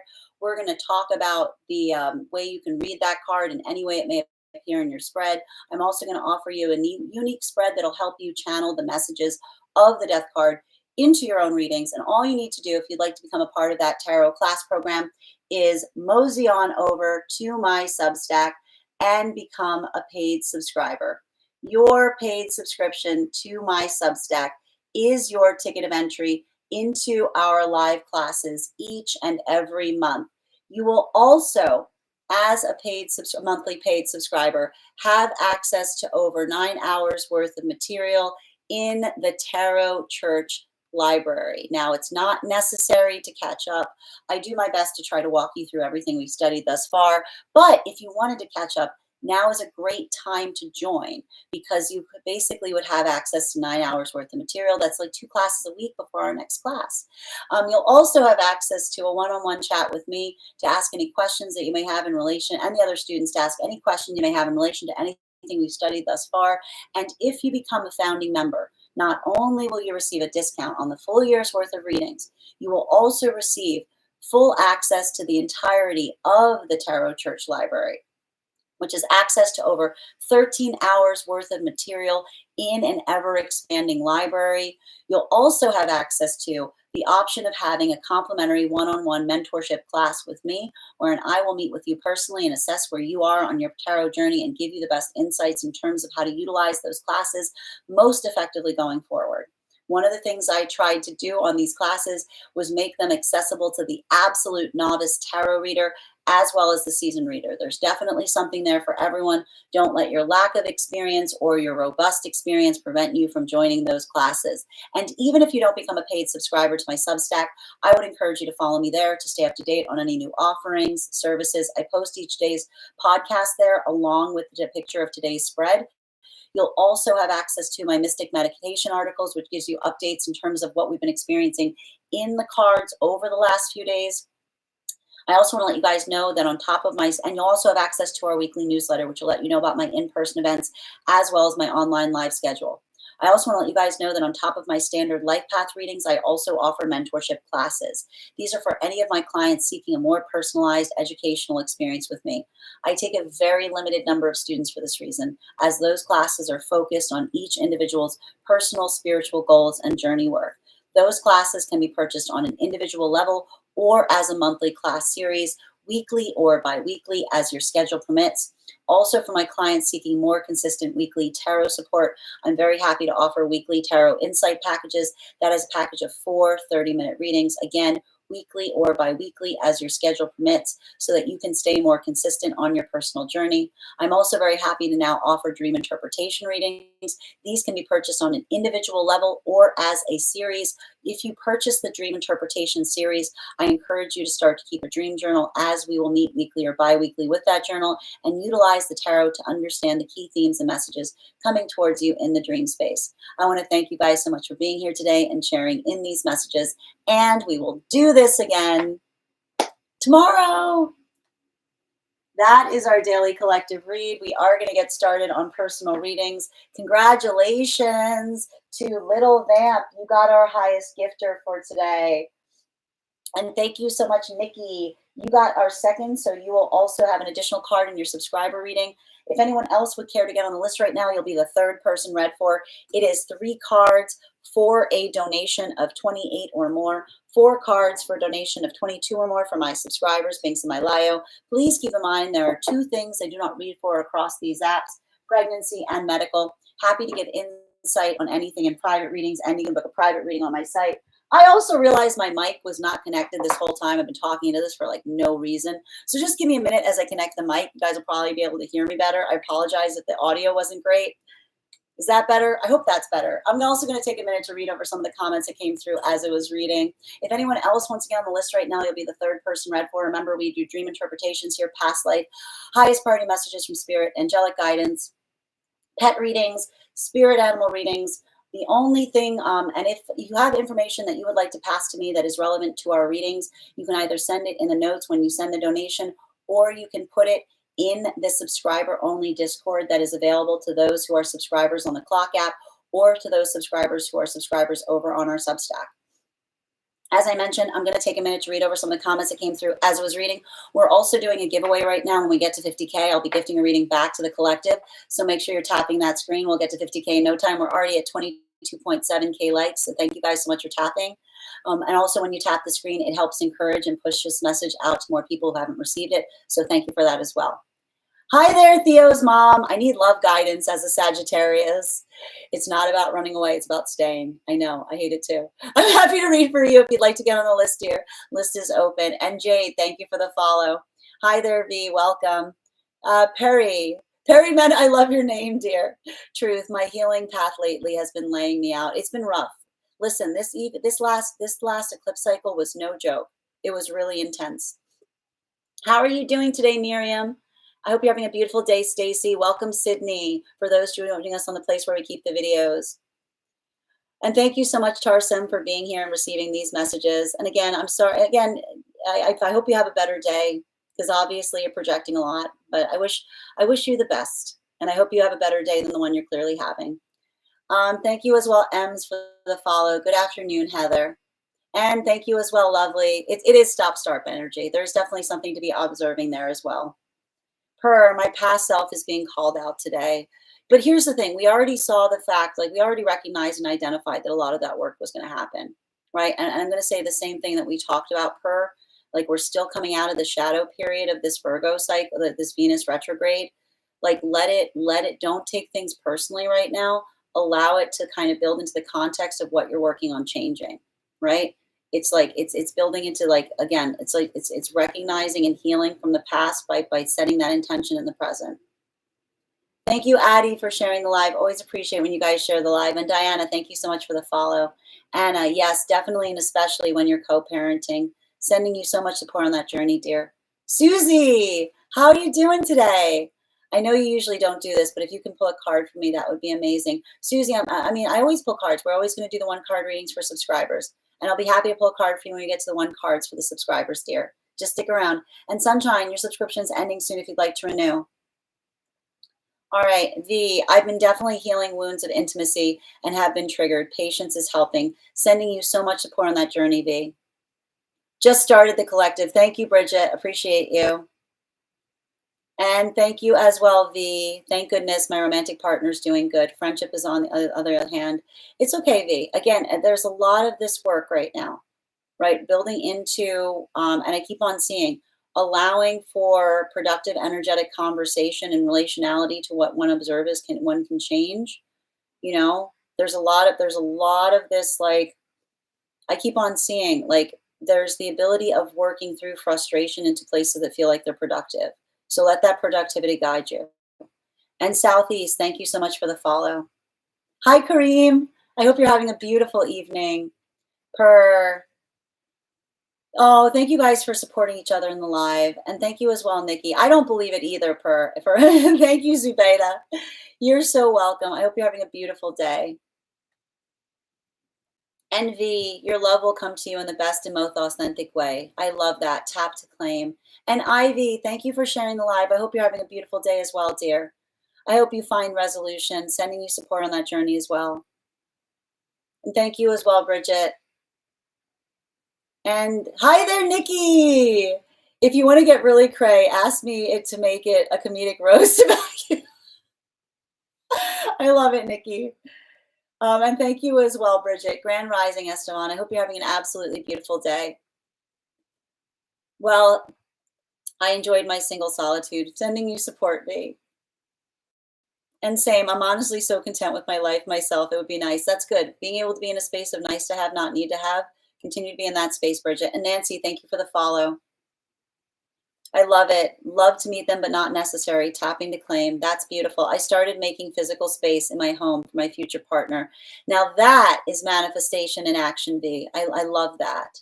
And talking about them as if I already knew them. Again, building into the context of feeling the energetic equivalent of what it feels like to be in alignment with them. Continue to do that work. Yes, feeling content by yourself is so important first. Tap to claim. And thank you as well. I feel like Pocahontas. I love that, Bridget. Hermit card is wanting to be seen. Oh, no, right? I told you the Hermit card's coming out right now. And it's interesting because this card, like, I feel like it's beautiful because I feel like that's the thing. It's because there's a lot of energy right now coming into divine union that's moving into hermit mode, but in like a beautiful way. Hi there, Victor. I hope you're having a beautiful day. All right. And thank you, Dada, for sharing the live. Always appreciate it when you share the live. Hermit mode activated. I love it, Bridget. And Dada, thank you for sharing the live as well. Love and the time to explain. Love can always explain, Victor. And thank you, Dada, for sharing the love.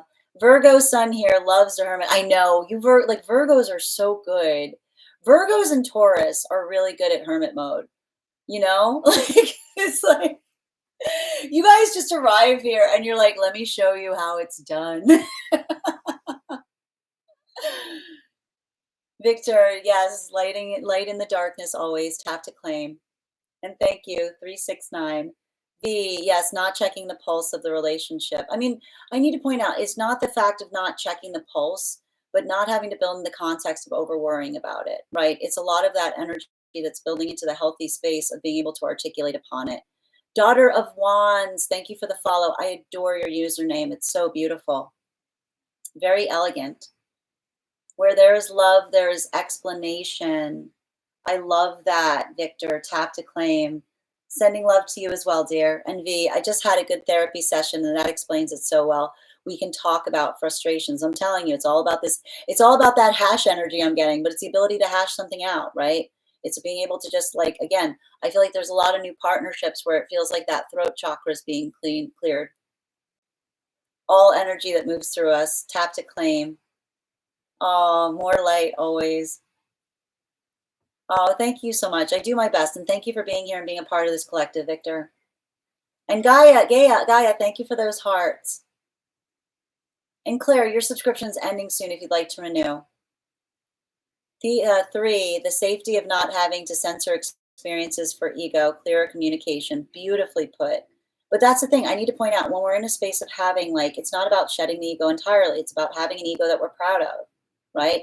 When we're not in a space of having to, like, it's the ability of being able, I keep on saying, it's like, it's a lot of heart healing right now. And again, we're going to expect this. Like, I'm not surprised seeing this with the energy with Leo, Mars moving into Leo, right? Being energetically like proud to share things that we care about. And thank you as well. Thank you, Bridget. Yeah, I know. I love this card as well. I'm like this card and the 9 of Pentacles, man, like underrated cards, you know, they're beautiful. Always. And Dee Dee, thank you for the follow. Always working towards authenticity. Beautiful disasters. I like that. I like that. And Rocket Man, thank you for the follow. Thank you as well. Learn to express yourself without fear of being yourself is authenticity. Tap to claim. I'm so happy to be in this energy collectively. Right back to you, Lisa. So good to see you today. I hope you're having a beautiful evening. And Hillary, thank you for the follow. I mean, that's the thing. The irony of working towards perfection requires us to accept our imperfection. That's the irony of perfection. When we feel like we're perfect, we never can move towards perfect. Like the ability to move towards perfection is one that we're always striving for it. Yes. And thank you as well for the follow, SB. Emperor, this collective reading was amazing. Thank you for being here and being a part of it. You're so welcome, Bridget. And hi there, Kimmy. How are you doing? We just finished the collective, dear. And if you missed it, it'll be up on the place where we keep the videos. It'll also be up on the place where we keep the photos. It'll also be up as a podcast over on my spot at Tarot Church and over on my Substack. Dominic, I'm happy to read for you if you'd like to get on the list. List is open. How are you doing today, Laredo? And Jen, thank you for the follow. You're so welcome, dear. And Lisa, thank you for the follow as well. Addie, thank you for sharing the live. Yes. Hold on a minute. And Dada, thank you for sharing the live as always. I hope you're having a beautiful day. Nessa, can you please put the initial of the place you sent the donation so I can confirm you're on the list, please? And I'll be happy to confirm that. And Victor, thank you for sharing the live. Nikki, did I say your? Yeah, I said your name. You got second in the highest gifter, dear. So you'll be having an additional card in your 1 card. I'm glad to hear the audio was still okay. Thank you for letting me know. And thank you, Rachel, for the follow. Sunshine, I missed the live hangman class. It's okay. I had an unalive bird. Oh no! Oh, sweetheart. Well, I'm glad that you were there to do something. But listen, and this is why we offer the classes the way we do. Even if you're a subscriber and you missed the class, the recording is now available, as are the course materials. So even if you miss the class this week, if you become a subscriber, or if you are a subscriber, like, this is why we do it this way, just in case there's some reason that you can't attend in person. Flow like water, tap to claim, Victor. And Nessa, thank you for the follow. Addie, focusing on wishing well to those who I want to kick. I love that. I love that, Addie. I'm centering. Sometimes it be like that. Sometimes it be like that, right? I appreciate you doing that work, okay? If no one else has told you, I appreciate it, okay? And Addie, thank you for sharing the live. Thank you, Jess, for the follow. Thank you, V. And Decathorn, thank you for the follow. Hold on a minute. You sent me a message. Where'd you send it, Evie? Blessings all over the universe. Right back to you, dear. Oh, thank you. Thank you for confirming, dear. I'll confirm you're on the list right now. And if anyone else wants to get on the list right now, I will point out I'm going to be keeping the list rather short today. So if you'd like to get on it, please do so sooner rather than later. I'm probably only taking a couple more people today. Okay. 3 cards for a donation of 28 or more. 4 cards for a donation of 22 or more for my subscribers. Links in my bio.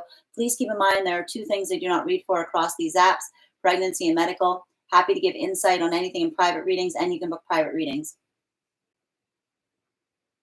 Nessa, just checking for you as well, dear. Nessa, can you give me the first letter of the name that was given, that was sent through on? You don't have to give me the whole name, just the first letter so I can trace it.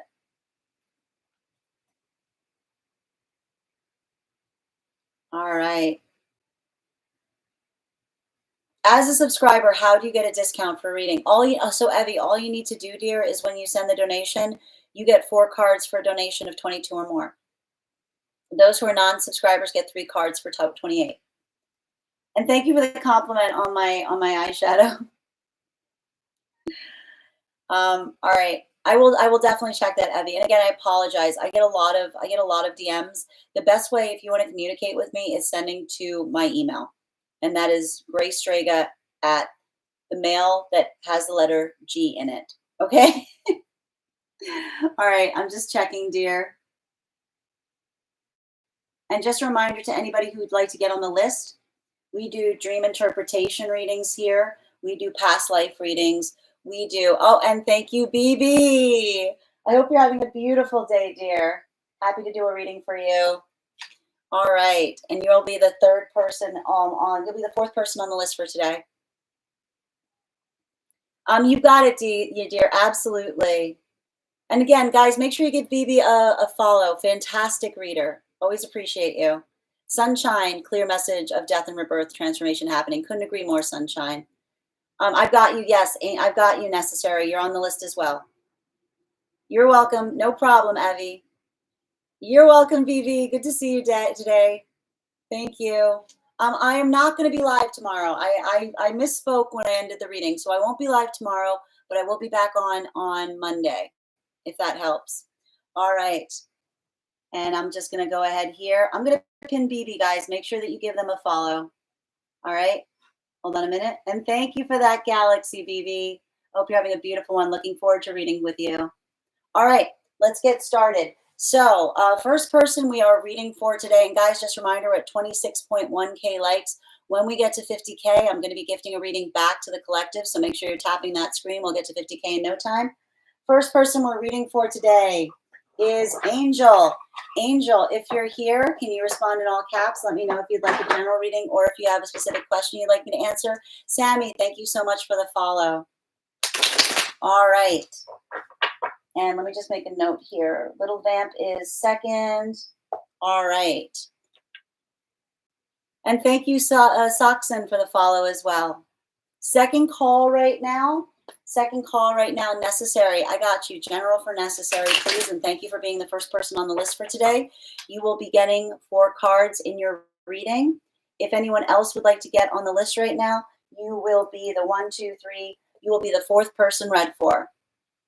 All right. Can I please get 4 cards, please? Highest priority messages, please, for Necessary.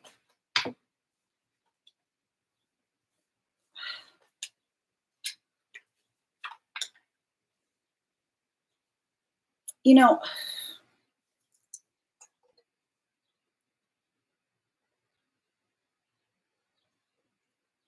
I feel like I keep on hearing that there's some kind of change in communication that's happening around you right now.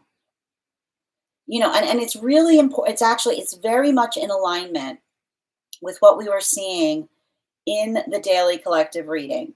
And it's saying like there's something really important about not allowing the experiences of the past to override what's happening in the present. And I can see it feels to me It feels to me like something here is triggering like something from the past. I just keep on seeing there, like I keep on hearing someone say, it feels awful similar. You have to give and here's the thing, they're saying Saturn is saying give someone the benefit of the doubt. They're saying giving someone the benefit of the doubt. And why? Because I keep on getting the message of recognizing and identifying. I keep on hearing the difference between like concerted effort. Concerted effort is not someone being perfect. Concerted effort is recognizing someone that's trying to get better at doing something.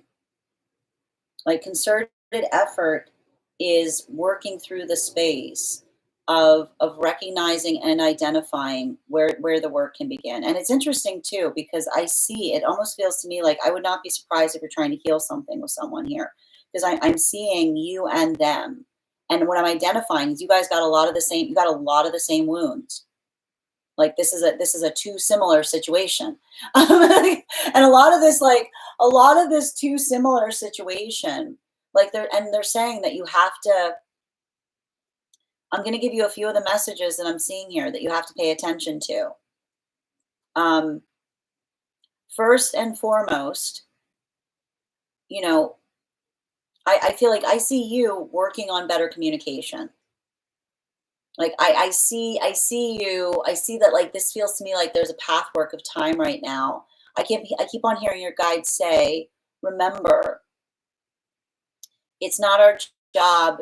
A healthy relationship does not require us to be mind readers. It's nice when we are, but it doesn't require it. I keep on getting, it's nice when we are, but it shouldn't require it, right? So being able to articulate to another how you feel, your emotions, and I keep on hearing your emotions are not a burden so long as you're bringing forth with them their prescriptions, right? So you're not just giving someone the emotions and saying, I don't like, this is how I feel. You figure out what that means. You know what I mean? Like, you're like, don't let them be, don't feel like your emotions are like a logic puzzle that someone else has to solve here. Make sure that you're doing that. Make sure that you're doing that work as it relates to introspection in terms of like what you feel is allowing for something to move forward in a more sustainable fashion. And I keep on hearing it doesn't require perfection. It requires accountability. It requires the ability to identify where the work is. Because I see someone around you that is like, it does feel to me, and this is why I'm saying like be very conscientious about remembering that a fresh start is not one of picking back up where something used to be. It's identifying what one is doing differently, is what I keep on hearing. The difference between energy that moves into, I keep on hearing like the difference between energy that wants to create something circular versus energy that is actually invested in change is remembering that an apology is a plan, right? It's not just something that you apologize for the self or you apologize for how one is. It's literally building into the context of doing something differently. And that's why I keep on hearing whatever this is, whatever this new energy that is coming towards you is, don't be bitter. Don't let the bitterness of the past cloud your eyes between someone trying, is what I keep on hearing. Don't let the bitterness of the past, of someone that was coming towards you more in a place of whim, more when the mood strikes, cloud your judgment towards someone that is actively trying to make something better, someone that's trying to become adaptable, someone that's trying to work with you as opposed to working against you. Because I see even now, like I see a lot of this trepidation here. I see a lot of that, like, and it does feel like a little bit of this work that you're doing right now is requiring one to overcome the fear. But I keep on hearing like this is how we heal, right? The first step in overcoming the past is overcoming the fear of it reoccurring. And I keep on hearing the guides that are saying, whatever this was in the past, it's never going to happen again. Trust is never the failure point. The failure point is discernment. And they're saying that if there's something here that broke your trust, you can see now, right? They're saying you can see the difference between someone articulating the desire to change versus someone that is trying to change. And they're saying, remember, energy that's trying to change is often very clumsy, right? It's clumsy, but it's a clumsiness that you can identify because it's a clumsiness that when you point out that something's clumsy, they'll immediately move into the space of trying to correct it. You know, they're not gonna take it. They're not gonna start pushing back on it. I keep on hearing the ability of another to take a note tells you everything you need, as opposed to an energetic relationship that wants to build with you versus someone that is trying to like energetically change you or is too intimidated by you. Bottom of the deck, yeah, and it's hard too, and this is the thing I need to point out. I keep on hearing a message from your guides. When we don't heal, the worst thing we can do when we've had our trust broken is say, I'll never trust again. Because I keep on hearing, that's the knife that cuts twice, right? When someone breaks our trust and then we say, I never trusted again, that is a knife that cuts twice because it cuts once in the space that another cut us with their betrayal. And then it cuts us every single time. It prevents us from building a new connection with someone that means well and means intentionally. So don't let that energy from the past ruin your ability to trust. I keep on hearing trust is all around us.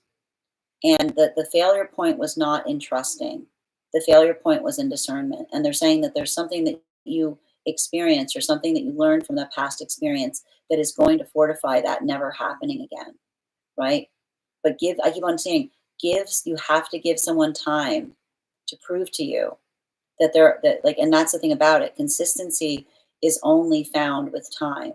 So it doesn't mean that you have to be in a space of being completely acceptable, like accepting of everything, right? The ability to see another adapt and change. It's like, remember, that's the moment you can remember the words that match the action. And I keep on hearing energy that's safe to build with isn't going to demand trust. They're going to recognize that trust is something that is earned. Thank you so much for having that reading with me, Necessary. And if this message connected to you as well, it's very common for those who need these messages to be here to experience them. We are doing personal readings right now. If you would like to get on the list is open. It is 3 cards for a donation of 28 or more, 4 cards for donation of 22 or more for my subscribers, links in my bio. Please keep in mind there are 2 things I do not read for across these apps. Those are pregnancy and medical. Happy to give insight on anything in private readings, and you can book a private reading on my site. Next person we're reading for today is Little Vamp. Little Vamp, if you're here, can you respond in all caps? Let me know if you'd like a general reading or if you have a specific question you'd like me to answer. And if anyone else would like to get on the list for today, you will be the 3rd person read for. Also, the list is going to be very short today, so if you'd like to get on the list, please do so sooner rather than later. 3 cards for a donation of 28 or more, 4 cards for a donation of 22 or more for my subscribers, links in my bio. Please keep in mind there are 2 things I do not read for across these apps, pregnancy and medical. Happy to give insight on anything in private readings, and you can book private readings on my site. We do angelic guidance readings here, highest priority messages from spirit. We do spirit guide readings as well. We do we also do love readings. If you have information that you would like to share with me that you feel is relevant to your reading, you can include it in the notes app. Or if you are a subscriber to our Discord, or if you are a subscriber on our Substack, you can send it in the subscriber-only Discord channel, and I'll be happy to read it there. So that way you don't have to try to jam it into the comments on the Clock app. Also, if you're joining us across the other apps, you can join. You can also get on the list via my tree that has links in it in my bio. All right, and just bear with me a moment to read over some of the comments that came through as I was reading. Also, we are at 28.5K likes. When we get to 50K, I will be gifting a reading back to the collective. So make sure you're tapping that screen. We'll get to 50K in no time. All right. And Soxen, thanks again for that follow. Thank you, Necessary, for having that reading with me and wishing you the best of luck on your journey. You might do a past life reading. I love it, Nikki. I'm down for it. I wish I was. Sending you support, dear. And Intuitive, thank you for the follow. Mary and Skylar, thank you for the follow. Thank you. It does. I trust my instincts better. It's been rough. I see, and I keep on hearing, remember, a healthy energetic relationship, as like, don't like, as long as you're talking through it, you're going to see that adaptability in action. Whatever this was in the past, I can see it. Like, it's not, you're not going to, I keep on hearing your guide say it's not going to happen again, because you can see, like they're saying, you can see it now, you know, sending you so much support on that journey. Little Vamp, happy to do a love reading for you, dear. Sally, I'm happy to read for you on that. If you'd like to get on the list, list is open. Wow, Little Vamp, all of your cards just came out transfers. We're going to talk about it. It's fine. It's fine. Don't worry. Can I get one more, please? One more card for Little Vamp. One more card for Little Vamp. You gotta clear your throat chakra. You gotta clear your throat chakra. I'm calling you out on this. You've got to clear your throat chakra. You got to tell someone what you want. I know it's not going to spoil it. It's not going to spoil the fun of it. It's going to make it better. Okay. But here's the thing. Like, listen. We're just going to work through something here, because I feel like there's a lot of this. I like you. Oh no. But like, I know. Okay, thank you for confirmation. So, okay, here's the thing. The first thing I want you to do right now is I want you writing down. I want you writing down what that ideal relationship is. No, do not put a single person, okay? I don't want a person attached to this, okay? No people attached to this. I want you to write, this is what my divine counterpart's doing. This is what it feels like. This is how it moves on the daily, okay? Because here's the thing about it. I just see a bunch of energy coming towards you that looks good on paper, that looks good, that looks like they look like the manifestation. But you got to, like the guides are saying, you got to start feeling into this. You got to start feeling into this a little bit, because I keep on seeing that, like, and the reason I'm saying this right now is because I actually feel, and I'm going to tell you right now, if you keep on getting a lot of energy being like, it'd be perfect, except, like, it'd be perfect, except, like, if you're going through a lot of these moments right now that you're experiencing these fatal flaws, I want you to recognize that you're getting closer to your manifestation goal. I want you to understand that you're literally having a conversation with the universe and being like, why is that important to you?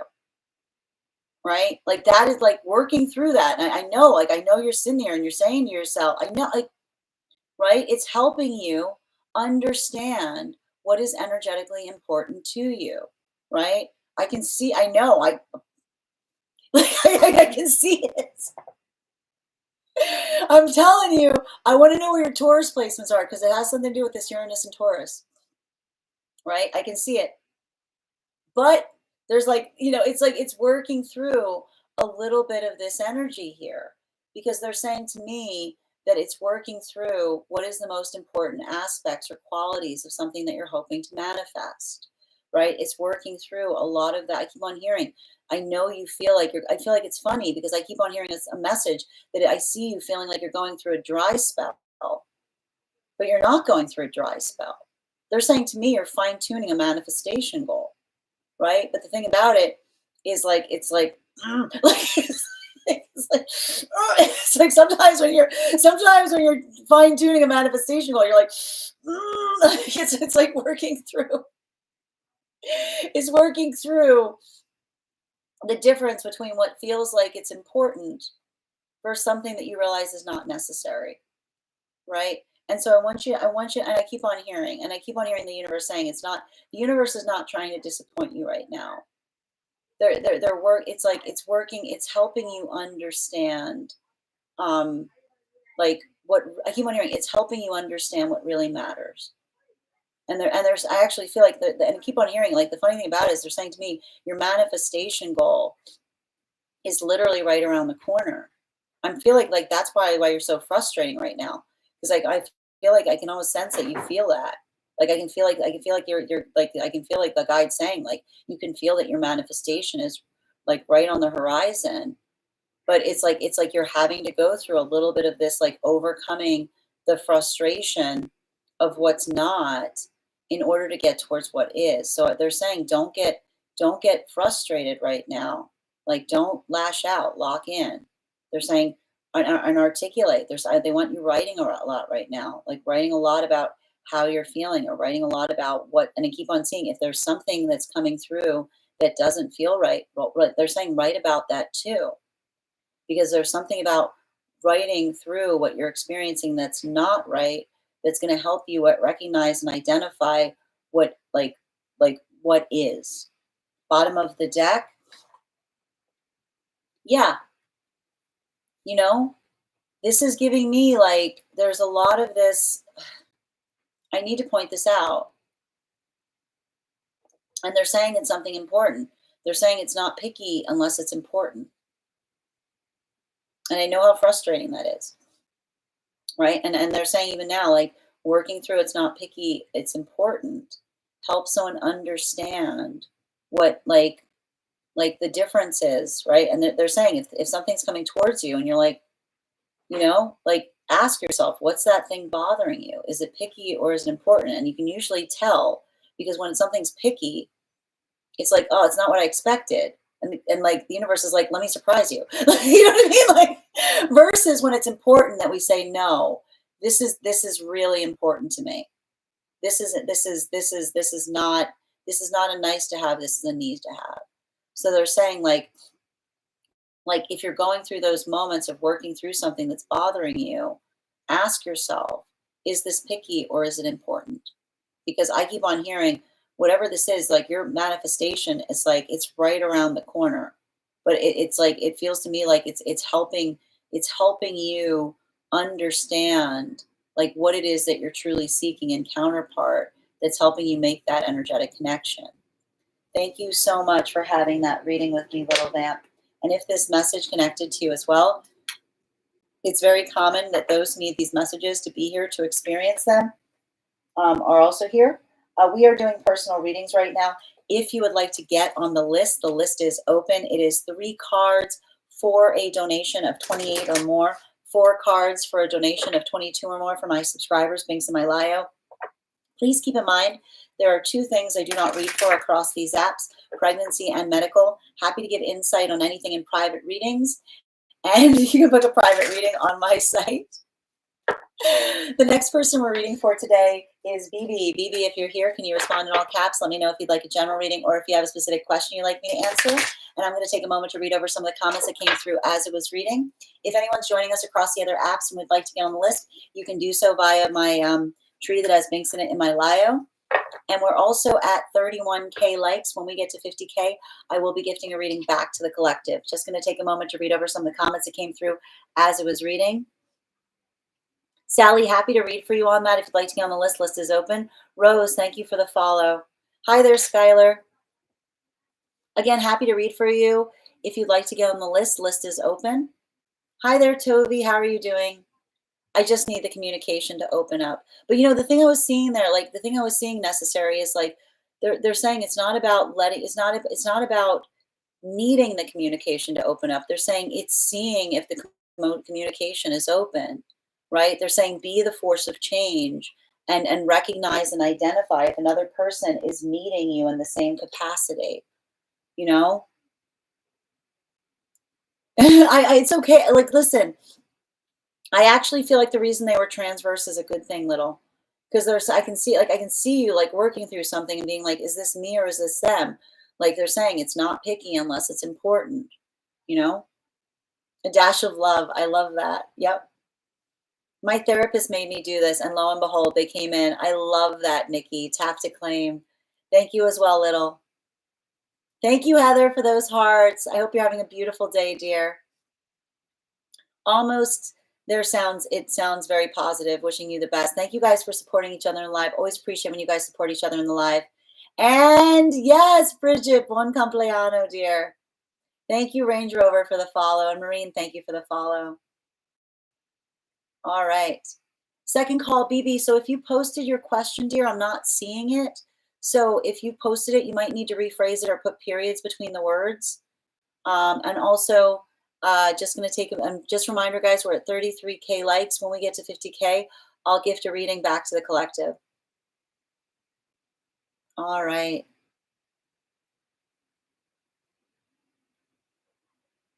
I thought it was me. Nope, no, it's okay.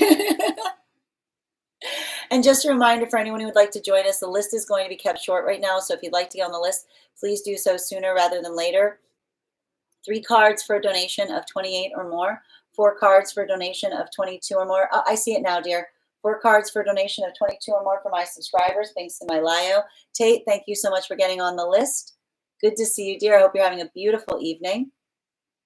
All right.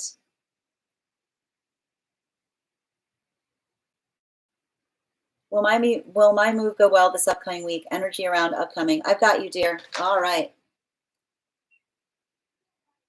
Can I please have, one moment, 3 cards, please?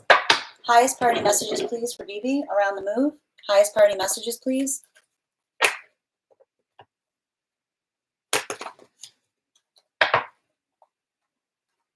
All right, what do we got here? It's you gotta give something some time here. You know what I mean? This is like over the hump kind of energy. Okay?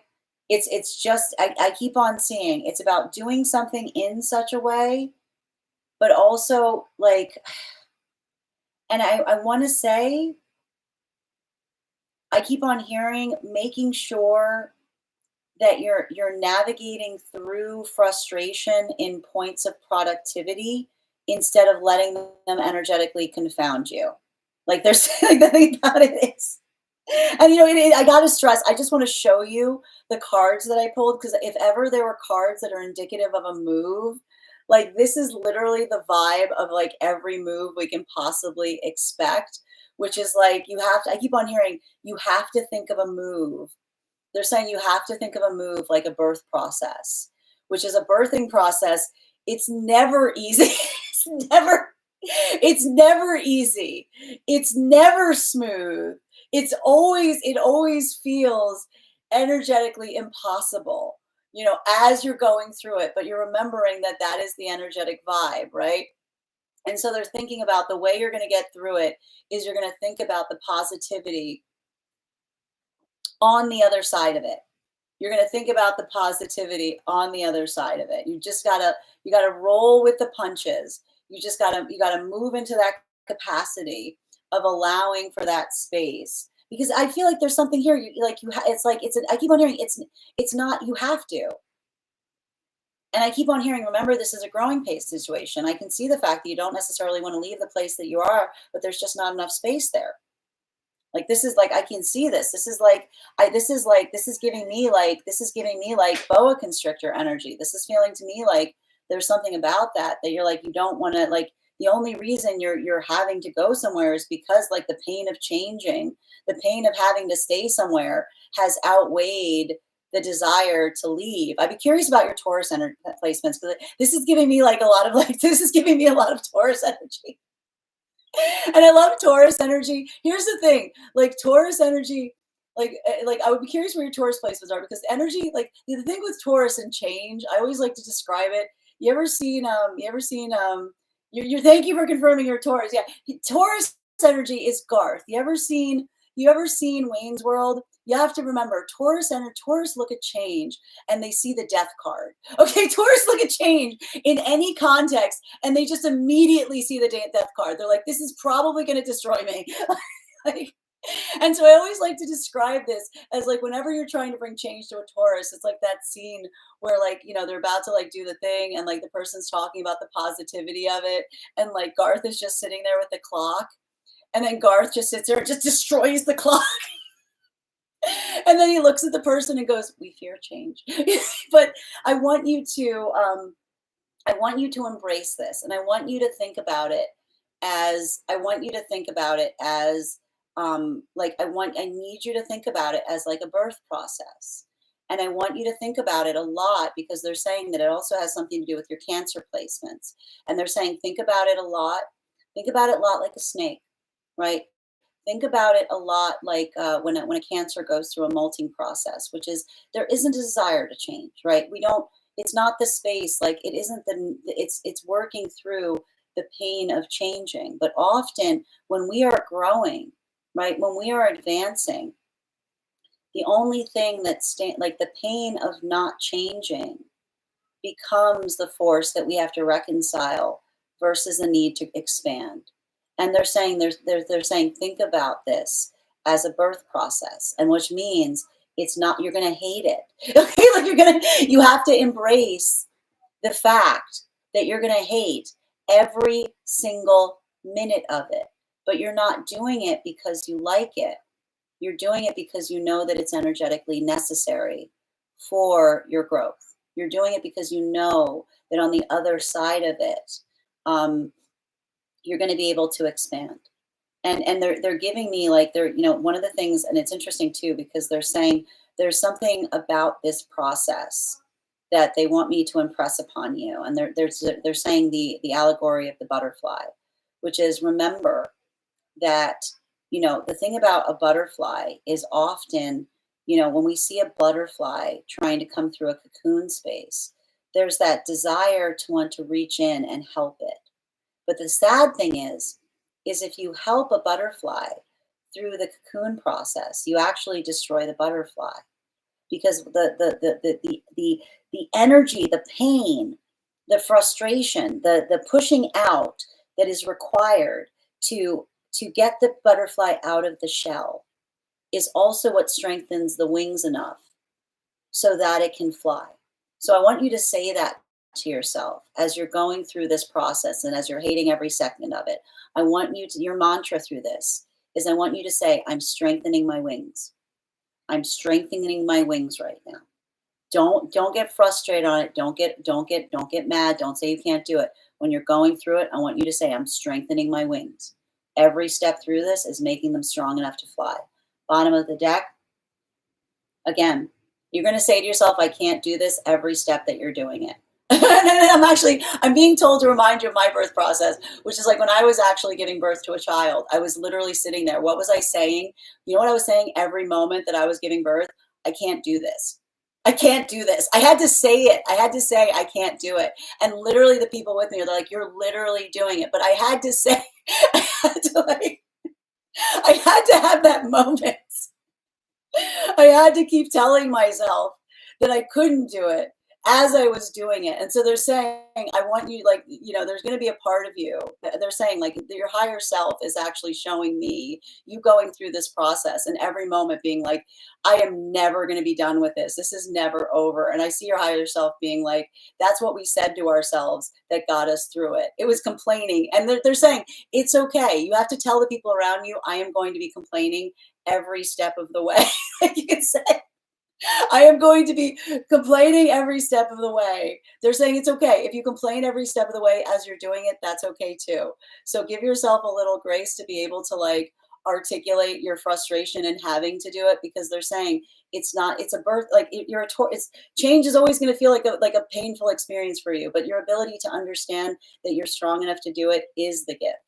So thank you so much for having that reading with me, BB. And guys, be sure to give BB a follow. Absolutely a wonderful tarot reader as well. And if this message connected to you as well, it's very common for those who need these messages to be here to experience them. We are doing personal readings right now. 3 cards for a donation of 28 or more. 4 cards for a donation of 22 or more for my subscribers. Links in my bio. Please keep in mind there are 2 things I do not read across these apps: pregnancy and medical. Happy to give insight on anything in private readings, and you can get a private reading on my site. Next person we're reading for tonight is Tate. Tea with Tate. Tate, if you're here, can you respond in all caps? Let me know if you'd like a general reading or if you have a specific question you'd like me to answer. Also, listen, I'm just saying this, BB. I don't want you lifting anything on your own that you know you can't lift, okay? Make sure that you're asking for help for things, okay?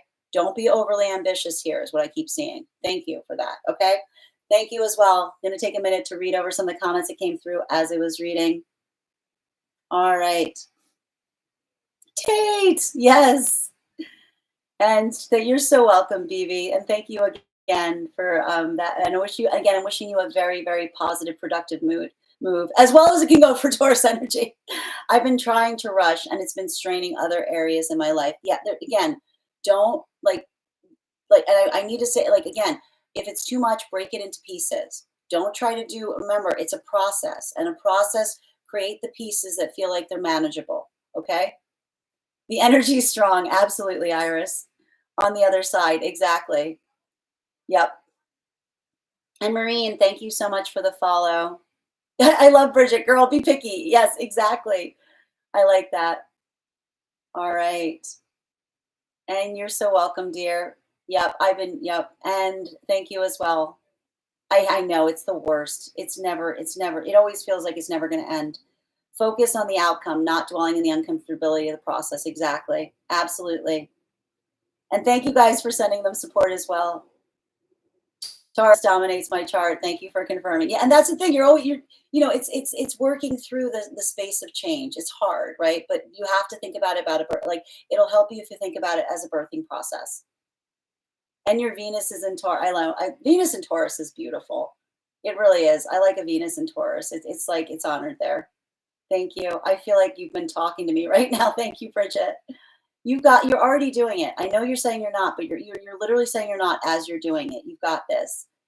I've been looking at how my Spart is Mars Taurus. I'm Mars Cancer. Yeah, Mars Taurus and Mars Cancer is, that can be really beautiful in the right context. My Taurus is in Chiron. Taurus and Chiron is hard.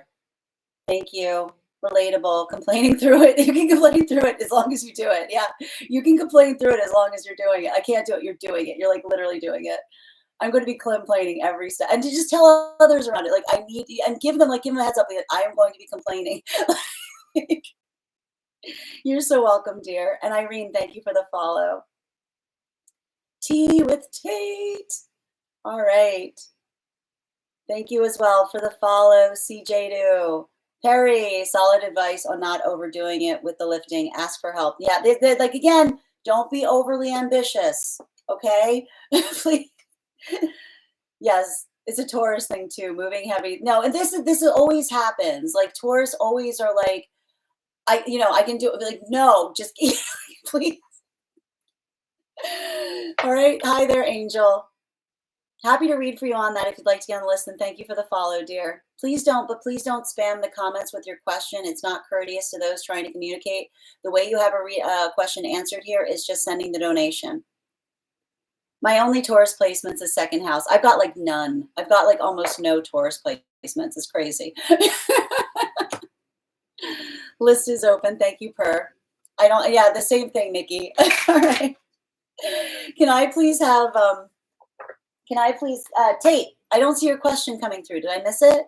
Was that a me thing? And Katie, thank you for those roses, dear. Also, friends, we're at 37.2K likes. When we get to 50K, I'll be gifting a reading back. Oh, I'm up there. Okay, let me double check. Maybe I missed it. Hold on. I'm backing it up. And Rhonda, thank you for the follow. Angel, thank you for the follow. Tate, I got it. I see it now. All right. Things are going really well. Woo! But I feel this lack of passion. Okay, fine. Got it. All right. I got you, dear. All right. So we want to figure out what's going on with that connection. Okay. We got 4 cards for Tate, please. 4 cards for Tate. And if anyone else would care to get on the list for today, you will be the second person read for. 3 cards for a donation of 28 or more. 4 cards for a donation of 22 or more for my subscribers. Links in my bio. Please keep in mind there are 2 things I do not read for across these apps: pregnancy and medical. Happy to give insight on anything in private readings, and you can book a private reading on my site. All right. And now's a great time to get on the list because you'll be the next person read for. All right. There we go. Oh, Perry, thank you for confirming, dear. I will confirm your spot on the list before we get started. Tate, just hang in there a minute. So, and it sounds to me, Tate, like we're just trying to get a handle on what's going on with I already see where this is going, but just bear with me a minute. 1 minute.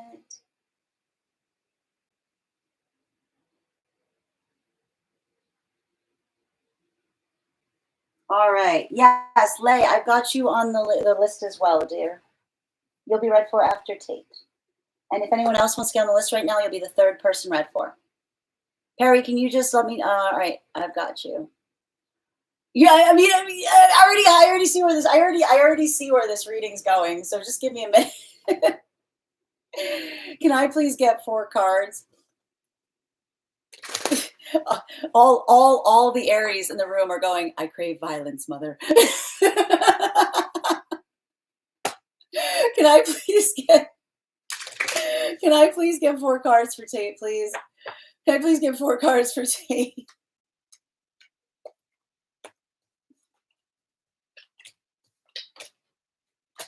Let's work it through. Let's work it through here, okay? Because I mean, like speak, like again, like it's saying to me, like it's, man, what's wrong with we need to start. We need to start. We need to start an Aries. Like I need to join it too. We need to start an Aries recovery program for being an Aries. Because here's the thing, like, I mean, like here, like you've all of you're like everybody I see you with, like it's tug of war, you know? Like I see this, like you're working through, like I keep on hearing, you know, the thrill of the chase, um, like, and I feel like you're picking up on it. Oh, you're not gonna like this. You know, the thrill of the chase makes it really convenient to avoid those intimacy wounds. You know what's nice about chasing after someone? You get to pick how far away they are. And I see someone in proximity, and now you're scared. This is the story of an Aries, right? I wish I didn't have to stop chasing people, and now someone's in proximity, and you're scared. Why? They're a little too close. A little too close. A little. They like me too much. What's going on? This is clearly a trap. Why are they? Why do you want to know? Why are you trying to get so close to me? Like, this is the story of an Aries that recognizes that it is convenient to chase after people because then you get to decide how far away they are. You know, and the minute the Aries starts healing, they start recognizing that they have to heal from the too close for comfort. You know? Like, and this is why a lot of Aries energy often often works towards the context of energy that's hard to get because it's very safe. It's very safe building in the context of energy that's hard to get because you get to control how distant they are. and I and I can see it even now. You're going, I don't know. I don't know if I like this. I don't know. I feel a little cringe. Are you feeling a little cringy? You feel a little cringy, Tate? I don't know what it is. No, it's they just like what they like you. They like you. They like you. Oh, are you gonna say yeah? What do you? They like yeah. They like you. They're about to say to me. It's a little weird. They like you're about to say there. It's a little weird. I feel a little uncomfortable. Why? They like me. You gotta go through this. The only way out is through. The only way out is through. This is an intimacy wound, right? And this is what happens with Aries, man, right? It's the minute you start letting energy like it's just I don't know, it just right? It's gonna trigger, it's gonna drive you it's gonna trigger you. This relationship is gonna be the opposite of the problem you were having before. You'd be like, why are you, I feel a little, you're gonna feel a little cramped. You're gonna feel a little, you're gonna feel a little, you know, I can see like you're gonna start feeling a little claustrophobic. That claustrophobic feeling is you starting to heal the intimacy wound. Because I keep on seeing that, and I feel like this energy of this relationship is going to reveal a lot to you. because I keep on seeing that, I keep on hearing the same message coming through. Chasing after someone allows one to hide. Chasing after someone you get to, when you chase after someone, you get to decide how close you get. And so they said that this is going to be a little bit difficult for you, because I can already see you feeling a little creeped out, feeling a little claustrophobic. And they're saying that the claustrophobia has to do with navigating the intimacy wound, right? It's like I keep on seeing the invested effort of consistent attention that feels a little like, and again, give something time here, is what I keep seeing. Because I keep on hearing you're allowing room in to be energetically surprised. I keep on hearing this is campfire energy. And often when there's campfire energy, when you're first starting to build into it, I keep on, and that's the thing with Aries. Like, Aries feel safety and they go, I feel bored. Like the energy goes, we're all crazy. Okay. Like, Aries feels safety and they go, it's fine. Give it some time. Just give it a minute, okay? Because I said, when you start feeling like things are fine, that's when things can start to surprise you, right? And they're saying that there's something there's something about this here that, it's giving me, like, it's saying, like, give something a little time to surprise you, because I just keep on seeing that there's something. And again, I'm going to tell you right now, if I'm saying to you right now, well, what the problem, like, if you're saying to me, I don't know, I can't put my finger on it. And I swear, Tate, if you say to me it's because this energy likes you, I'm going to reach through the screen. This is the assignment, right? A good manifestation helps us see what we need to work on. So I keep on seeing, like, and again, and I keep on feeling like there's something about this too. And I feel like even here, if there's something that needs to be changed, or something about articulating something here, like, it's saying to me, like, I feel like this is an environment where if there's something bothering you, you can probably talk about it with this person. So give me some bottom of the deck here. It's a, like, again, give again. I keep on hearing it's the same message. It's not picky unless it's important. And that says, if there's something that's, like, really bothering you here, if there's something that you're like, I'm not okay with this, then that's something different.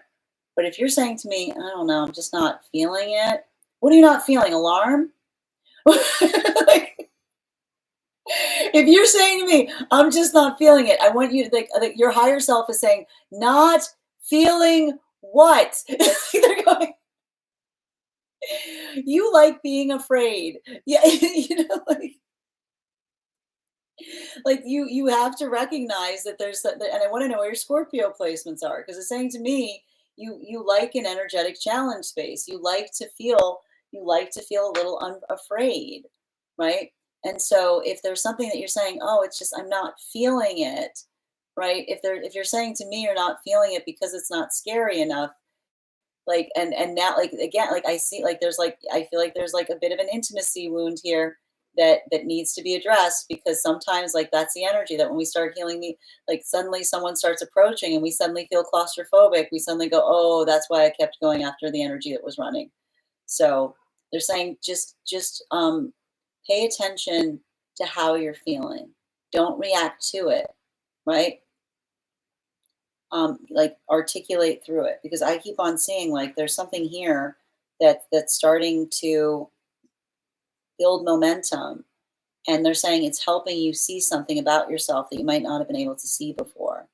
Thank you so much for having that reading with me, Tate. And if this message connected to you as well, it's very common for those who need these messages to be here to experience them. We are doing personal readings right now. If you would like to get on the list is open. It is 3 cards for a donation of 28 or more 4 cards for a donation of 22 or more for my subscribers, links in my bio. Please keep in mind there are 2 things I do not read for across these apps. Those are pregnancy and medical. Happy to give insight on anything in private readings, and you can book a private reading on my site. Next person we're reading for today is Lay. Lay, if you're here, and if I'm ever saying your name incorrectly, please by all means correct me. Can you let me know if you'd like a general reading or if you have a specific question you'd like me to answer? And if anyone else wants to get on the list right now, you will be the second person read for. Also, for those who are joining us, we do dream interpretation readings here. We do past life readings. We do highest priority messages from spirit. We do angelic guidance readings. If we also do pet readings, we also do animal spirit guide readings. If you have information for me that you feel is relevant for the purposes of the reading, for instance, if you have a dream that you want to share with me to interpret, or if there's information on a past life reading you've had that you'd like further information on, all you need to do is send the information in the notes when you send the donation. Or what you can also do is you can, if you are a subscriber over on the Clock app, or if you are a Substack subscriber, your Discord, you can go to our subscriber only Discord channel, and you can put the information in the allocated channels there, and I'll be happy to read for them. All right. There we go. Hold on, just reading over Tate's notes. Tate, I adore you. I love all of your messages are in all caps. I'm living for it.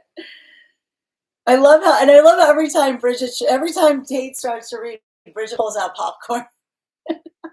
Thank you for the bears, CM. All right. Of course. And then Tate, you like read for me before it even began. Of course, Tate, you're an Aries. Yes, we need to start a support group for Aries trying to get into relationships. Thank you as well, V.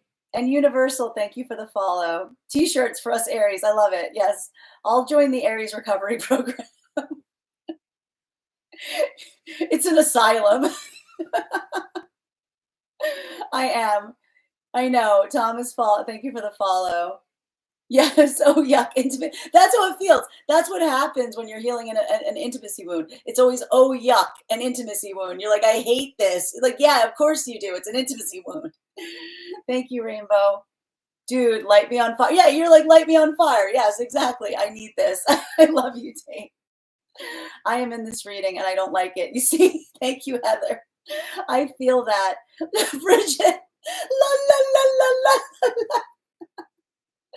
You know what's funny? I knew this would happen. It's okay. It's okay. We're all here together. We're all experiencing the reading. Not the Aries, not this Aries cackling at this. Na, na, na, na. Janae, yes, then I'm dying. Push through. Yes. Exactly. Push through it. Yes. Great, Janae. No, those fun intimacy wounds. Yeah, it's awful. The body horror that is navigating an intimacy wound. The body horror. I'm so shook by this connection. I'm like, what's going on with this? It's everything I wanted. Yeah, and that's why it's scary. But you're not running. Exactly. That's what's important. You're doing that work. Yep, asking for guidance. Exactly. And thank you guys for supporting each other in the comments. I am surprised by the package it came in. That's the sign of a good manifestation. I like to point out. The universe is like, thank you. Like, the universe likes surprising us. Be like, I bet you didn't expect it this way. This is such a good reading. Thank you, V. Hi there, Jay. Hope you're having a beautiful day. Do the work, Tate. I like how everyone's yelling at Tate in the comments. There's a warmth in my chest. That's called a heart opening. Okay, it's called a heart opening. You're like, my heart is growing. Don't. The opposite of, no, it is. It's the opposite. It is. It's literally the opposite of Little Vamp's reading. Like, Little Vamp's reading is like, be picky. Tate's is like, don't you dare. It's scaring me. That's good. It's a good fear. It's a good fear. This tracks. Thank you. Scorpio Mars. Thank you, dear. And Candace, good to see you, dear. Can you tell me? I'm happy to read for you if you'd like to get on the list. List is open. Happy Easter Eve, Erica. I never thought I'd be on the other side of a reading like this ever. It's a subtle beauty, right? It creeps up on you, right? A good manifestation, it creeps up on you. And the complexity of life. I'm loving this for you, Tay. I also have Scorpio and Mars, and this read definitely tracks. Scorpio Mars is some wacky stuff, man. Like that's some wacky stuff. Oh, thank you for the compliment, Carolyn. Hi there, Perry. I got you. Lee, thank you for confirming and clarifying for me. General life path message, please. And Candace, again, happy to read for you if you'd like to get on the list. But the way we have questions and readings here is we send donations. So please go, if you'd like that question answered, please do so. But please don't spam the comments repeating the question. It's not courteous. All right, can I please have 3 cards, please, for Perry? And if anyone else wants to get on the list right now, you'll be the 3rd person read for. I mean, 2nd person read for. 3 cards. Also, friends, we're at 43.1K likes. When we get to 50K, I'll be doing a giveaway and gifting a reading back to the collective. So make sure you're tapping that screen. 3 cards, please. All right, what do we got?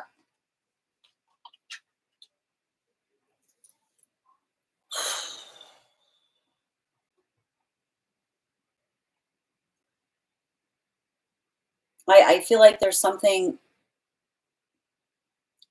I think there's something really important to navigate the fact that you're actively healing from something. And I keep on like, and you know, the thing about it is I almost see you like in some kind of space of desiring to fix something with another person. You know, here's the thing about it. Like fixing things is a mutual, it's a mutual endeavor. And that's what like a lot of the message, like I feel like your manifestation right now that's going to help you through something is I prioritize energy that prioritizes me, and I prioritize energy that wants the same things as me. Your manifestation should not be a negotiation with another person. You should not feel like you have to have like an argumentation point in relationality to navigating the pros and cons of coming into a manifestation. Because you know, I got to say this.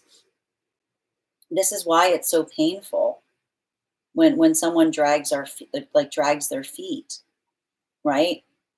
Because you know, I keep on hearing a good manifestation shouldn't feel like you're pulling teeth, right? It shouldn't feel like you're having to drag someone. Like it shouldn't feel like someone who's giving like conceding, right? It shouldn't feel like someone saying like, and I need to point this out, like often our manifestation feels like devastation. Instead of being a celebration, someone says, fine, you win.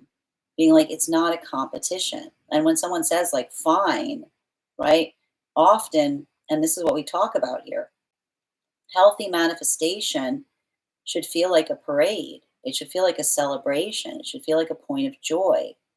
And often it's indicative when we're moving in out of alignment with someone that we're trying to move towards something that feels like a positivity point, and another person like isn't embodying the same joy that we aspire for. You know, it sometimes creates those moments that help us recognize like what exactly is wrong. And I feel like there's something really important about that right now, because it feels like someone coming towards you by way of a concession, right?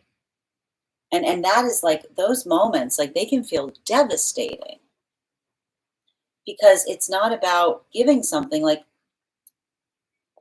you know, like the way we can recognize wanting the same things is when we give each other gifts, it feels like a gift, right? It feels like it doesn't feel like, I keep on saying like someone being like that's why like often like sometimes we reach those closure points when we're waiting for someone to gift us to something, and instead they say fine, right?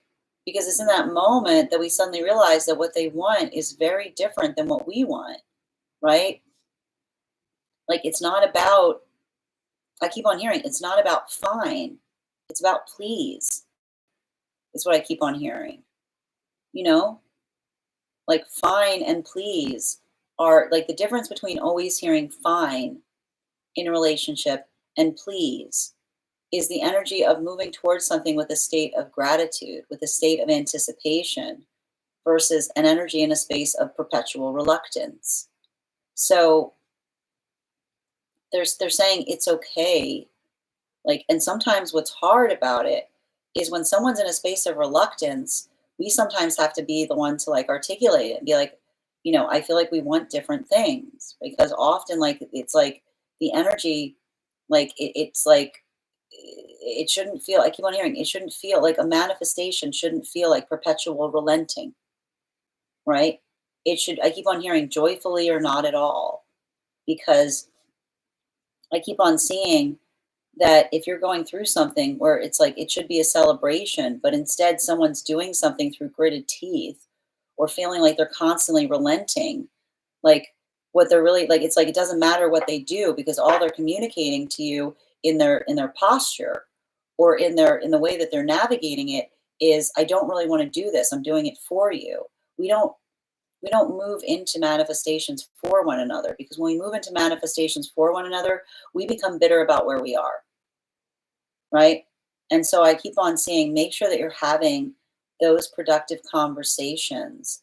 And I keep on saying it's okay to look for enthusiasm right now in the energy that you're building with, because enthusiasm articulates the ability, like the joy of building something, right? It's the difference between, I keep on hearing when you have enthusiasm. It's actually interesting. It's giving me like a Snow White message. When you have enthusiasm for what you're manifesting with another, you whistle while you work, right? It's like the harmony that you experience where you feel like that divine joy in doing it, versus those situations where someone's giving us the bare minimum, and it feels like everything we're giving like is taking everything, like everything we have to give it. Like I keep on hearing, make sure that you're paying attention to the joy, like energy that navigates frustration with joy instead of constantly particular like articulating upon their aggravation and doing something. Bottom of the deck on this reading. Yeah, especially with this Knight of Cups energy. I keep on hearing your manifestation right now is, I prioritize energy that prioritizes me and that wants the same things as me joyfully, right? It's okay to add joy to that, is what I keep on hearing, because they're saying it's not small, it's very important, because the joy that we embody in giving each other things is the difference between something that feels like a gift instead of someone that feels like they're giving us something from the point of view of it being an energetic burden. So if you're bringing that same vibration to something, it's not too much to ask it in relation to those who that you're building with, right? And that you can't. And here's the thing about it: you can't necessarily change that if you see it in another. It's not yours. And remember, you don't cultivate that. If you see it in another, that's how you're finding someone. That's not. It's not within your power to change that. They're saying if you're experiencing that, don't say, what am I doing wrong? Say that's that person. Like that's how they choose to like navigate situations. They're saying don't over internalize something that you're experiencing from a certain situation or person. Remember, that's like I keep on hearing, they existed before they met you. That's not what you created in them. That's how you found them. Thank you so much for having that reading with me, Lee. And if this message connected to you as well, it's very common for those who need these messages to be here to experience them. We are doing personal readings right now. If you would like to get on the list is open. It is 3 cards for a donation of 28 or more. I'll probably take only one more person on the list for today before the list will be closed. I'm also going to take a moment to read over some of the comments that came through as I was reading. And also, friends, we are at 44.4K likes. When we get to 50K, I will be gifting a reading back to the collective, so make sure you're tapping the screen. And we'll get to 50K in no time. All right. Hold on a minute. Just reading back. Hi there, Candace. Thank you for the follow. All right. Hi there, Erica. Tate, I am genuinely overjoyed for you right now.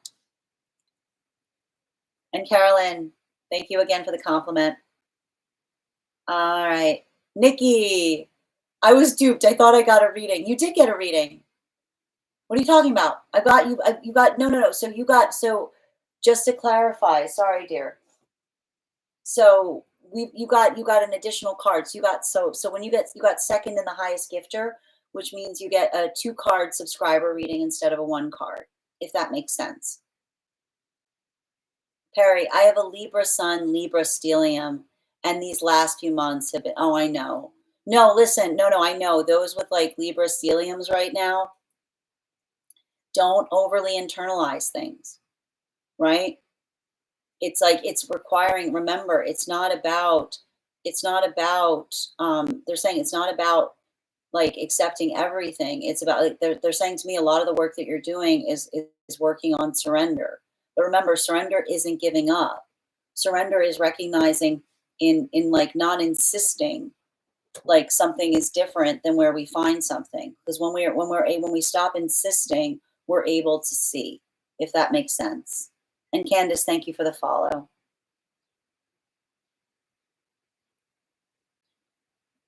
All right.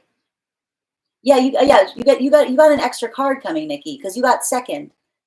Thank you, Nikki. All right. Okay. Oh, okay. Wait. So, okay, Nikki. No, it's okay. You're not silly. It's all right. I can see how the confusion would occur.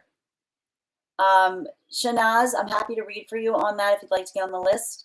My mom is a Scorpio Mars and Aries moon, and she has a stinger.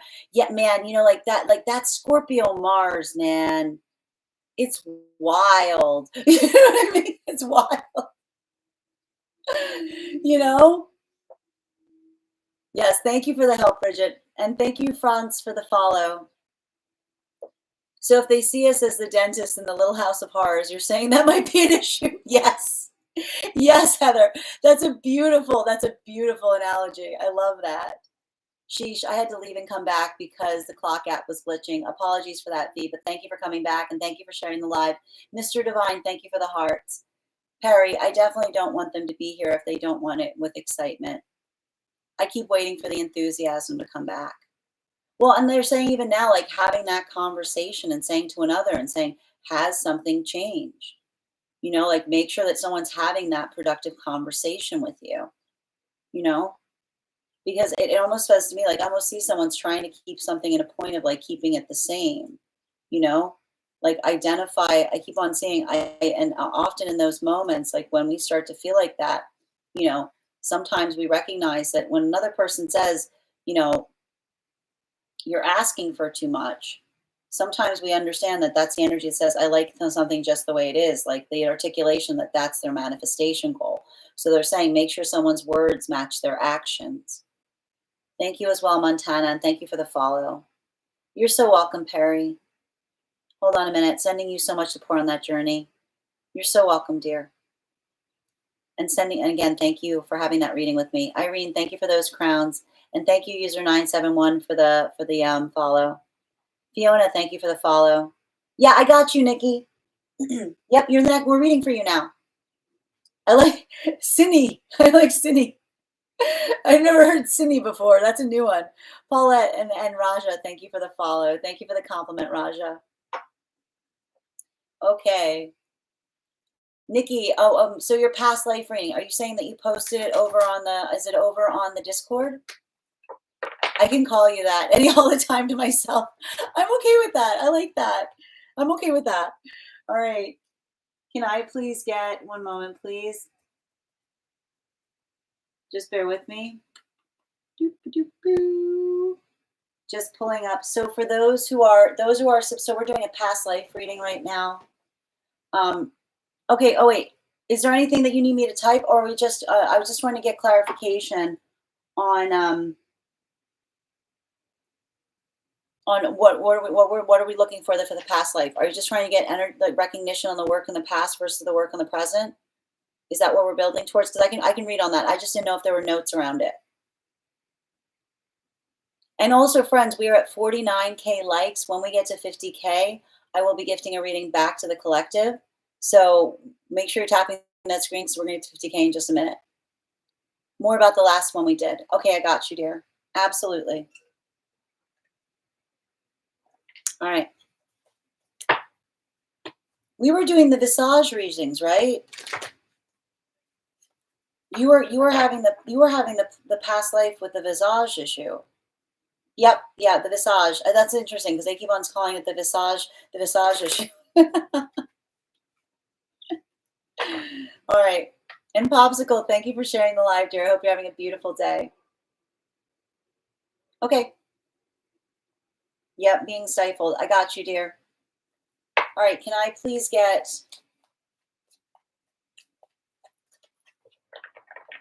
Can I get 4 cards, please, for Nikki? More information around that past life.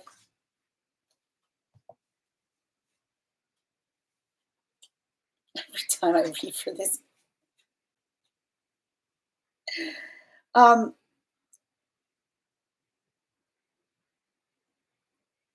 Every time I just want to show you the cards here because like it just further like adds that confirmation point. Because I keep on hearing someone say it was not cracked up. It was not all it was cracked up to be. You know? Like being able to be like I keep on hearing someone saying being able to be recognized anywhere meant I couldn't go anywhere. Every time I read for this energy, I keep on hearing someone say it was not, and they always keep on saying it was not as cracked up as it, it's like I keep on hearing a half life. They give me the same message every time I read for this energy. They go, I lived a half life, because every time I keep on seeing that, I keep on hearing someone say they were they were like I keep on hearing someone say they were the energetic centerpiece of a dynasty. Every time I read for you on that, like that's like what I'm basically. That's what they just said. They said they were the energetic centerpiece, being the energetic centerpiece of a dynasty was not all that it was cracked up to be, because I couldn't go. Like they're saying because I couldn't go anywhere. They're like it was awful. It was absolutely awful. And that's what they keep on saying, because they're saying they were the energetic centerpiece. They literally say, being the energetic centerpiece of a dynasty was the worst because I couldn't do anything. And anything I did was immediately read into, right? Like it literally, I keep on hearing someone say, I couldn't do anything. They're going, I couldn't do anything because everybody would say, like I keep on saying, like like they're going, any gesture would be like any gesture would be read into, like I keep on seeing someone close to them that's like, like they're saying like it's like I keep on hearing like the smallest, like and it was some kind of situation where someone would be able to read read, like it was giving me like the type of energy where someone's like, like afraid to move is what I'm seeing, because anything you did like could be like I keep on hearing like someone being like if they took it, like if they took it as a as like if they took it as a um like it's giving me a lot of that energy of like the smallest gesture like being taken as like the grandest insult is what I keep on hearing. Like it's giving me a lot of that work in terms of um like this is giving me like the nod of your head would be noticed is what I keep hearing. You know what I mean? Like this is like I keep on hearing like when someone like when you're like I keep on hearing the song of a centerpiece is no false moves is what they keep on saying, because they're saying like when you're the centerpiece, like they're saying when you're the centerpiece for a dynasty, it allows for no false moves, because everybody would try to interpret anything you did like in some kind of way of being like, what did they mean by that? You know what I mean? Like there's like almost like It's like, and you being like, I couldn't, like, I see this person saying, I couldn't sneeze without someone trying to understand what that meant. Like I keep on seeing someone being like, I could not sneeze without like suddenly like all the like all like it like I literally hear them saying like if like if I sneezed it could have like created like and then suddenly like everybody, you know what I mean, like it's one of those kind of situations. um and so I keep on seeing that this person, like, they hated it, like they just absolutely hated it because it created, I keep on seeing like they created a very sheltered life, you know. And it's interesting too because they're saying like, you know, incredibly like incredibly comfortable, like all I keep on hearing like all joy no fun because nothing like nothing like it's like a diversion energy, like a lot of things to keep you entertained but being constantly bored because everything was like everything you experienced felt like it was a diversion, you know, because you couldn't actually do anything. Because I'm almost actually saying, like, I keep on hearing this energy was very brilliant, you know, and that's the thing that was so difficult about it is like this grated on you, like this really bothered you in some way because you know it's like I can see that like it created like you were basically, it was almost like you were basically in hermit mode the entire the entire like the entire lifespan. um Bottom of the deck. Yeah, and so you know like that's what's really beautiful, and that's why it's so interesting because like, and that's why they're saying that there's like a visage energy around you in relationality to this life because they're saying you're very similar to who you were in that life. You like did not come back here to be something completely different. You know, like this is you kind of embodying very much the same energy and being like, now I get to actually do like I see you being like, now I get to actually again I keep on hearing the mistakes are mine, right? Like like they're my, like I see you being like, it's like the joy, like there's almost like that joy of being able to, you know, have that space that says like it's almost like that excitement to make mistakes because I keep on hearing the energy go like, oh goody, a mistake, because it's like like you being like the mistakes are mine, I can have mistakes. You know. Nikki, I adore you. Like it's like it's being able, like I keep on feeling like a lot of your life path here is almost like that space of being like, this is allowing me the context of taking chances, of doing something for the sheer lark of it, right? Like the ability to just kind of like, it's like almost like that, like I keep on hearing it's like galloping energy because it just feels good to run. Like the ability of just saying like it's nice to just be able to have choices and be able to be in a space that the responsibility or like the context of them like are still in you. And I feel like they say that you're still having, you do like, they're saying that some of like you still may have some of these avoidant relate like issues, particularly in the realm of relationship, because you probably get very touchy when it feels like someone's telling you what you can't do. Like this could be like a huge trigger for you. When someone says you can't do that, you're like, oh, like, oh no, I can do anything I want. I might choose not to, but I can do anything I want. Like I can see this being like when someone says someone says the word can't, you start to take umbrage on it because you go, no, I won't, shouldn't. I hear you saying to someone, shouldn't, wouldn't, but never can't. Like this is like a thing. I keep on hearing shouldn't, wouldn't, but never can't. I can see you saying to someone frequently, "Oh, I can do anything." Like you'd be like, "I can do anything." It's not about. It's never can't. Is what I keep on hearing. And that they're saying that is a bit of the wound that's carried through for you. Like when someone tries to say the word can't to you, woohoo, whoa, watch it, like watch it. Thank you so much for having that reading with me, Nikki. And if this message connected to you as well, it's very common for those who need these messages to be here to experience them.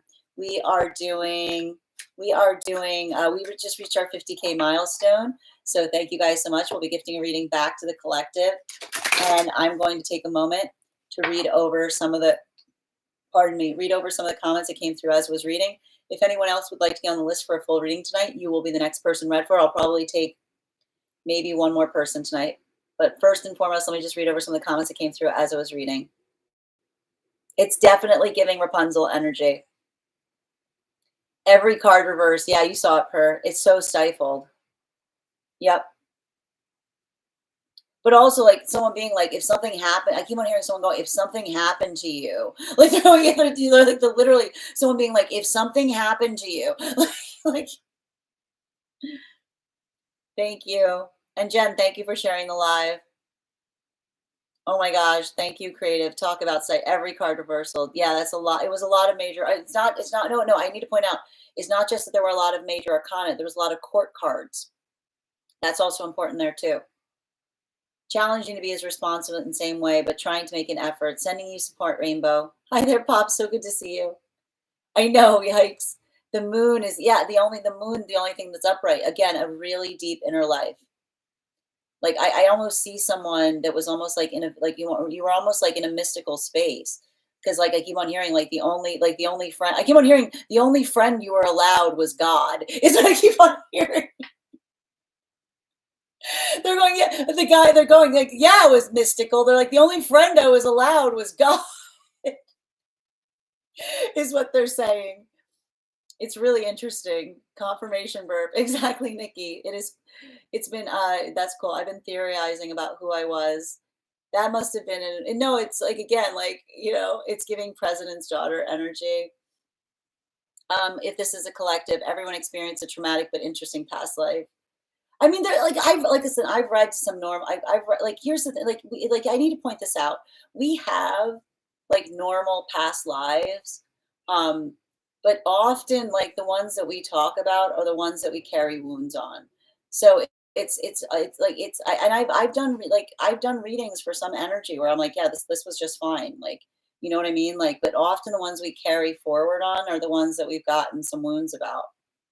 Karen, thank you for the follow.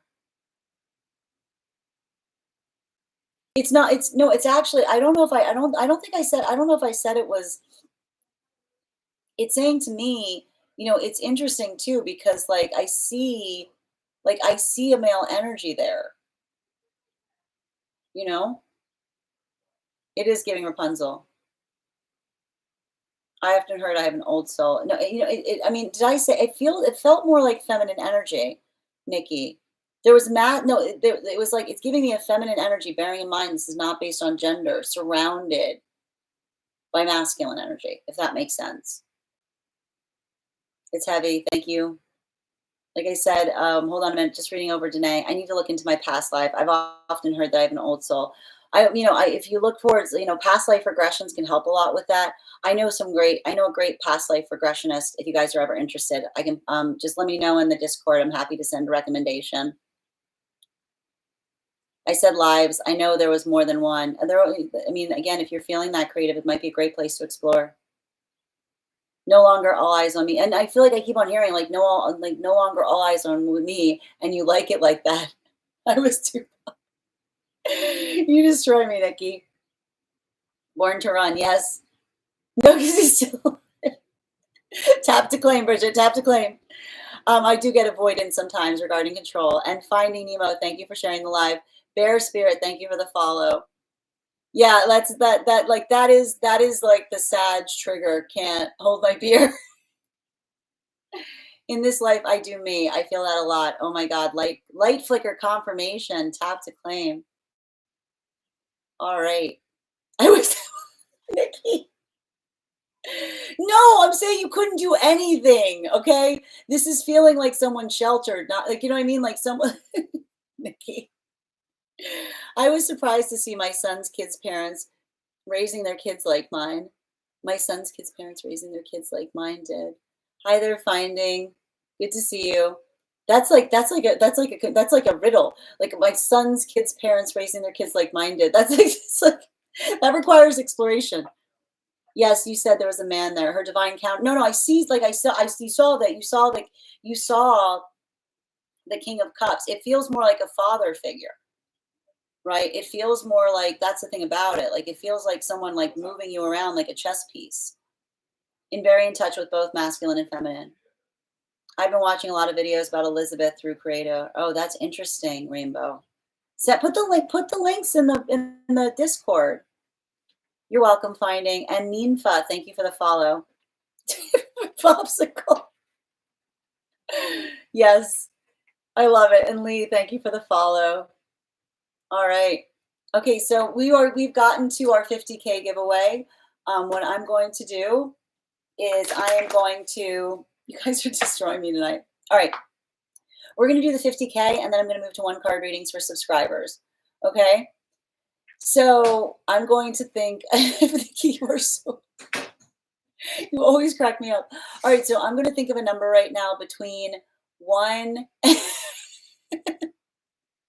I'm going to think of a number right now between 1 and 70. The first person I see to post the number will get the reading. First person I see, not the first person that posts it. Remember, I see things sometimes in order different than you guys post them. Nope. Nope. Nope. Nope. Nope. Nope. Nope. Nope. Nope. Nope. Nope. Nope. Nope. Oh man, I picked a good one tonight, huh? Nope. Nope. Nope. Nope. No. Nope. No. No. No. No. Oh, Bridget, you got it. Congratulations, dear. Thank you guys so much. All right. Congratulations, Bridget. Can you let me know if you'd like a general reading or if you have a specific question you'd like me to answer? And thank you guys so much for participating. I was losing hope. I saw that, Iris. I saw that you just stopped giving numbers and you just wrote nope. Pops, yes, if you'd like a dream reading, I can do a dream reading before I sign off for this evening. If you'd like to send that over. All right. Nope was funny. Bridget, can you let me know if you'd like a general reading or if you have a specific question you'd like me to answer? Yep. And we'll do Bridget's reading. And Pops, yep, you can just send that over and we'll do that. Nope. That was a good one. I got you guys. All right, I'm caught off guard. I don't know what to ask for. I mean, if you want to listen, Bridget, if you want to hold it, I'm also totally comfortable with you holding it for Monday if you prefer to do that. It's your reading, so it's entirely up to you. If you don't have something you particularly want to read for tonight, you can also do that as well. And thank you guys so much for participating. So if you need a minute, so any recent dreams, Bridget. Okay, let's hold it. Okay, so that's perfectly fine. We're going to hold Bridget's reading. Congratulations on winning it. And we're going to move on to Pops's dream interpretation reading. So Pops, if you'd like that reading, go ahead and just send me the donation. I'll be happy to pull cards for you on it. Yep, can't wait to hear about the past life and the future. I love it. Thank you guys so much for participating. And we'll do that again if we get to, well, we're doing one more reading tonight before we move to one for subscribers. But if you would, if you want to get on the list, I'll put it this way. If you want to get on the list for a reading for Monday, we will be offline tomorrow. But if you'd like to get on a reading for for a reading for Monday, you can do so via my tree that has links in it in my bio. And if you're joining, and again, it is for those who'd like to get on the list for Monday, it's 3 cards for a donation of 28 or more, 4 cards for a donation of 22 or more for my subscribers. Yep, no problem. Pops is topping the dream right now, so I'll just give you guys a couple of reminders before, as we wait for, you know what we'll do, Pops? As I'm waiting for that to come through, I'm going to start 1-card readings. So if you are a subscriber, and actually, Nikki, you've got 2 cards coming through because you got the second highest gifter. So if you are a subscriber and would like a card pulled right now, you can go ahead and put your question in the comments. If you would like to become a subscriber, just hit that subscribe button and you'll be added to the list and you can have a card pulled tonight. And for anyone joining us, when we get to 100K, I will be gifting a reading back to the collective. So make sure you're tapping that screen. Birthday message for Bridget. Happy birthday, Bridget. Here's the thing about it. Like they're saying, like, you can energetically indulge. you know? Like, it's actually interesting because they're saying that, like, it's okay to, like, move into, like, it's interesting too because we've been seeing this to a certain extent, like, that ability of, like, allowing oneself a bit of a treat, like, they're saying, like, it's so funny that you pull it because, like, this is literally the, like, the birthday, like, you deserve a little treat kind of energy. Is what I'm getting. So they're remembering, like they're saying embody that. Like you're allowed to indulge. The reason something is an energetic indulgence is because you don't do it frequently. I love it. Yeah, like that's what's nice about it. Like the reason something is an energetic treat is it's because it's not the energetic standard. Like they're saying it's actually giving me like that space of saying like it's okay to like let your hair down a little bit. It's okay to just it's okay. It's like it's actually interesting because it's like it's saying like embrace the Taurus energy. You know what I mean? Like give yourself those little treats. Like they're saying like, you deserve it. I love it. I love the fact that the devil card popped up.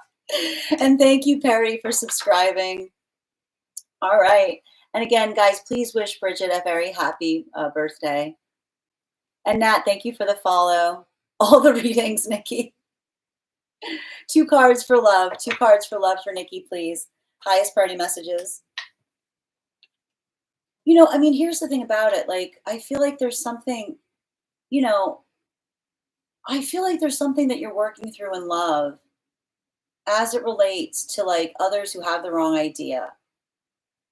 Like there's something here that feels really um it feels really painful because I keep on hearing in the realm of love, you don't need to prove anything to anyone. Like it's giving me a little bit of like let them talk kind of energy. Like it's not your job. Like it's not your job. Like and the difference between energy that's happy for you versus energy like worried about you is the difference between someone that like looks towards like what they're expecting from you versus what's energetically good for you. So they're actually saying like, you know, identify and recognize like I feel like there's something about um those energetic connections that say that like it's giving me like the struggle is real energy because they're saying that like, you know, when we work in the space of being in connection with another, it's like and I think we've talked about this, their trauma becomes our trauma, right? It's like we feel it too. And I feel like there's something about that there that like there's a lot of unpacking that's happening. Like you're healing an intimacy wound in the process. Yeah. Like there and it says to me like, it's I feel like it's the ability to um I keep on saying the ability to talk about how you feel and not feeling alone as it relates to navigating trauma. You know what I mean? Like they're saying like make sure that like it's not I keep on hearing it's not like talking about a trigger can be really healing. So make sure that there's that space that you're talking about triggers. Don't feel like you have to hold like it's like you don't have to hold you don't have to hold them. It's like you can almost like allow that space of being able to feel energetically relieved and not being alone within them. You know. Thank you so much, Nikki. If you give me 1 card for past life, please. Um, I feel like there's a bit of carryover in relationality to um like working through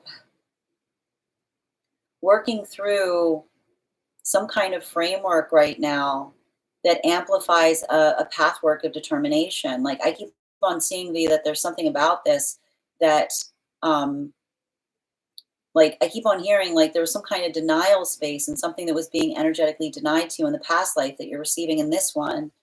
But a lot of that, and they're saying a lot of that has to do with I feel like you overworked in the last life, you know?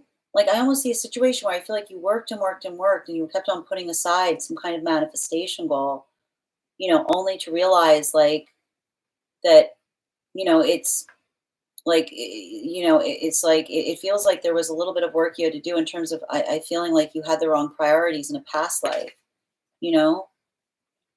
Like there's a lot of healing that's coming through there. Nat, thank you for the follow. Chrissy, one card regarding the connection, please. I feel like I see someone trying to heal a very old wound right now. Like I see someone working through something and I keep on hearing, I see someone having some kind of pattern recognition in relationality to something that they've been working through. Bottom of the deck. Yeah, and again, it's triggered by, like, sometimes we have those moments when finally someone goes, this keeps happening, right? It's like when someone's like, it's like almost like when we start saying to ourselves, like, this keeps happening, our guides are like, like, you know, like if this keeps happening is often an indication point of understanding that there's something that we're doing. Like I see someone like trying to put the pieces together in relationality to the repetition of something, right? Why does this keep happening to me? Often, like it's like the breakthrough that suddenly helps someone recognize and identify where the work begins. And I see someone like, I feel like I see someone where like the gears are churning to a certain extent in some kind of area there. Thank you as well, V. It's a best, it's a fun, it's actually like the exact thing you would expect from like a birthday reading. That's what's so great. Go Rage. I love that little band. You're welcome, Bridget. And again, Perry Meadow, thank you for the follow, for the subscribing. Ooh, Whitney, of course you can have a card, dear. All right. Hold on a minute. Hold on, I just lost my spot. I'm just trying to find it again. Let's go streaking. Exactly. Don't get arrested, Bridget. Like that's why the Three of Swords. Like don't go. That's why the Three of Swords was on the bottom. All right. Can I get a card for Whitney, please? Highest party messages. The unconventional thing. I feel like I see you like changing your mindset on something. You know, the greatest gift is adaptability. You know, I feel like you're taking some kind of unconventional approach to something. Yeah, especially in relationality to the past. Be patient with yourself on that journey. And again, if you're able to see something, some things we can only see like as we move forward. You know, I feel like you're finally ready to like work through something. Like we again, healing is not linear because there's some things that we don't have to reach certain points that we're ready to navigate or face. Yes, thank you. And thank you for the flower crown, Bridget. Rainbow, checking on movement, either physical or emotional from person. One card, please, for Heather. I see someone focusing on self-care right now. You know, trying to build into a context of building a sense of stability for themselves. You know, like a lot of that work. You know, I don't see I see someone like I see someone that's navigating changes or trying to build some kind of healthy habits, if that makes sense, right? And also like building into the context of healthy boundaries. Aw, thank you. Thank you guys for supporting each other in the live too. Happy Easter for those who celebrate as well, Addie. Totally agree. Alexandra, one card, please, on the connection status, please. Are you coming out? Come on. Oh, look at that. You see how resistant it is? Like, speaking of resistance, like, yeah, that makes sense. Like, I feel like, you know, here's the thing. It feels like someone being energetically stubborn about something. But the thing about it is, like, when we're being stubborn, we can usually tell because we can't explain why. You know? Like, it's like I see some, like anger. I keep on hearing anger is its own blockage point.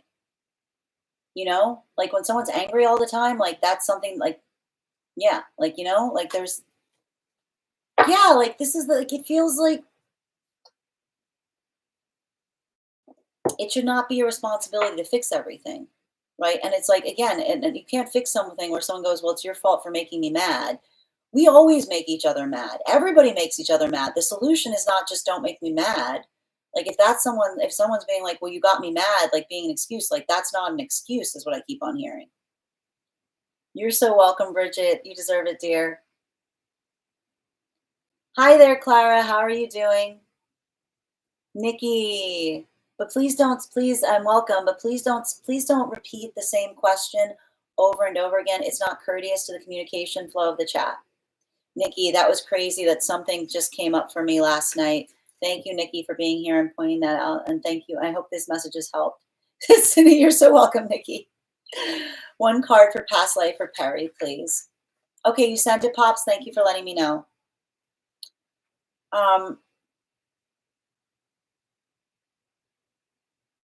keep on hearing natural disaster. I feel like there was something, like they were saying to me, like there was something associated with a natural disaster in this past life. Bottom of the deck. Yeah. Like I just keep on seeing, I keep on hearing someone like working through, like I feel like this might be hard for you in this life, especially as it relates to things that are outside of your control, is what I keep on seeing. But I feel like there's something about that that's helping you heal in this one, you know? I would not be surprised if you have a lot of concentration or interest in science. Thank you. I gotta go. Have a great day. Refer to me as Tupac from now on. All right, Tupac, have a great day. Have a lovely Saturday, Nikki. Enjoy it. I overwork in this life too. Thank you for confirmation, V. All right. See you, Tupac. Okay. And thank you, Gingy, for the follow. You're welcome, V. You guys crack me up. All right. Palisa, I'm sending you so much support on this journey, but we're doing one card readings for subscribers now. So if you've become a subscriber, I'm happy to pull a card for you. All right. And I'm also just pulling up Pops's reading. Pops, I assume you emailed me, dear? All right.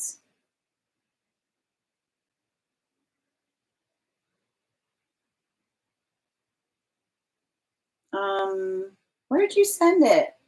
Is it on, where did you put it, dear?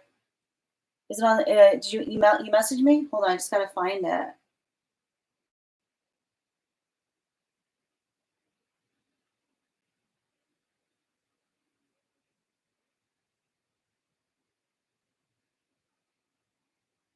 All right, hold on a minute. Melly, one card general, please, for Melly. Highest priority. Got 2 cards coming out, Melly. Assume the best. Like move some anxiety right now. Like whatever this anxiety is, move it into optimism and excitement. Right? Don't focus on what you can't control. Focus on what you can change. Yeah. Don't, like there's nothing more absurd than over focusing on things that are outside of your control. Focus on what is. Manage, navigate your inch, right? Move something in the direction that you hope it to be, and then hope for the best. Healthy habits make sense. You're welcome, Rainbow. Haley, one card on career for Haley, please. I feel like there's a change. Like I see you navigating some point of change. Like I almost see you like building some kind of new interest in something, or potentially trying to learn some kind of skill set. You know, I feel like there's something about this here. I keep on hearing learning, like trying to learn something new, or trying to get some kind of accreditation in something that moves you into some kind of higher tier. If that helps. Thank you, Haley. Gonna light a cigarette for this dream. I love it, Pops. No, not good for you. Wow, I didn't even know he could. Hold on.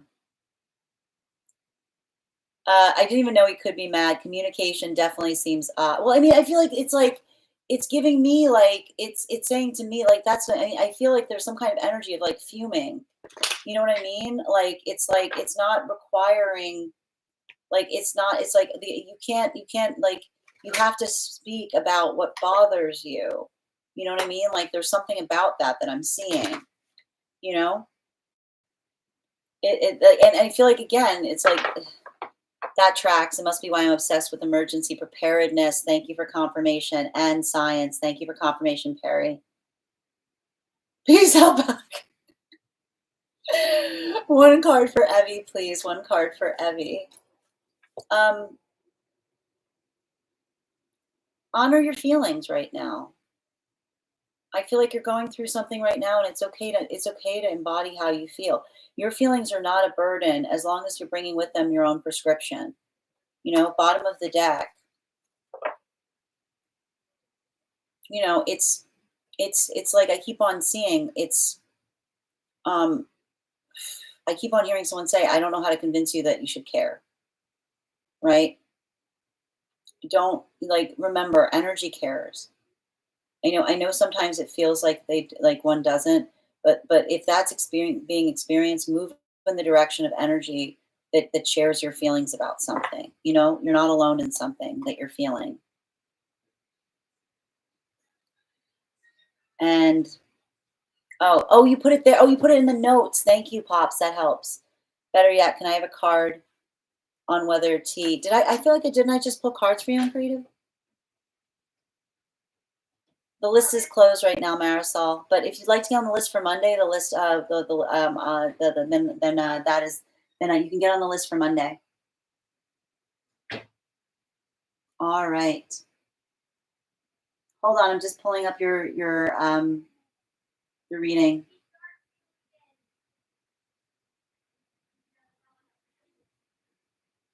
All right. Hold on a minute. Okay. Oh my God, I'm learning wood burning. Thank you for confirming. I'm hoping it's lucrative. It feels right. Perfectly resonated. Thank you for confirming the reading, Haley. And I almost keep on hearing like finding some kind of energetic mentor around something, which was coming through. I almost fell asleep, but I must hear Pop's dream. I'm here for it. Yes. And Cheryl, thank you for the follow. It's so good yet confusing. That's the best kind of dream. It feels like a great way to get on my feet and channel my creativity. I love that, Haley. I'm wishing you so much luck on that. Not the Nine of Swords. It's not, Nine of Four Swords isn't something to fear. It's working through the space of feelings. It's honoring the feelings. Cheryl.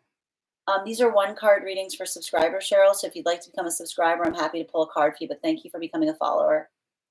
My daily Ruby, I didn't see your name. I didn't see your question come through, dear. I'm sorry if I missed it. Can you repost it? My daily mantra: observe, not absorb. Continue to do that. Like seriously, continue to do that. It's working. Like put your full energy where it's going to be of most use. All right, creative. What's going on with T for creative, please? I feel like they're scared. Like there's something about them. Like they see like it says like to me they recognize. I feel like you had a conversation where you told them they had to step up to the plate. You know, I feel like I see someone like trying to go through like working through some kind of egoic like wound. Yeah, I keep on hearing you weren't wrong. You know, like you call them out on something. Like I see someone like navigating some point of embarrassment. But it's like they have to change. Like that. I keep on hearing loud and clear. All right. I don't want anything to do with the first BF, guys. All right. And thank you, Jade, for the follow. Divine counterpart. One card for Ruby on the divine counterpart, please. I keep on hearing like the divine counterpart is going to always honor your feelings. Right? I keep on hearing they're also gonna teach you don't have to apologize for having feelings, is what I keep on hearing. They keep on saying, remember, like I keep on hearing they like honoring the feelings as being like your feelings matter, right? It's a lot of this you first kind of energy I'm seeing. It's not about me. Like you'll know the divine counterpart because they're gonna say it's not about me. Yeah, right. It's not, it's giving me a lot. I keep on hearing you first, right? The energy that puts you first, the energy that prioritizes your needs. So thank you so much for having. That's why they're saying like clear your throat chakra. Make sure that like I keep on hearing like you've got a guide on the other side also saying like make sure that you're talking about your needs and seeing how another person receives them. And thank you, Jade, for the follow. I actually got into after finding someone on the live that inspired me, and now he's basically my mentor. Thank you for confirming, Haley. All right. Pops, she's reading on my fiance. Oh, thank you. Sending you support, Pops. Yes. Thank you. You're so welcome. No, thank you, Rube. Are you kidding me? Thank you for your patience. All right. Okay, so we're doing, we are closing the reading tonight with a dream interpretation for Pops. You said you put it, hold on, I gotta find it. You said you put it in the, I just gotta find it, dear. Bear with me a minute.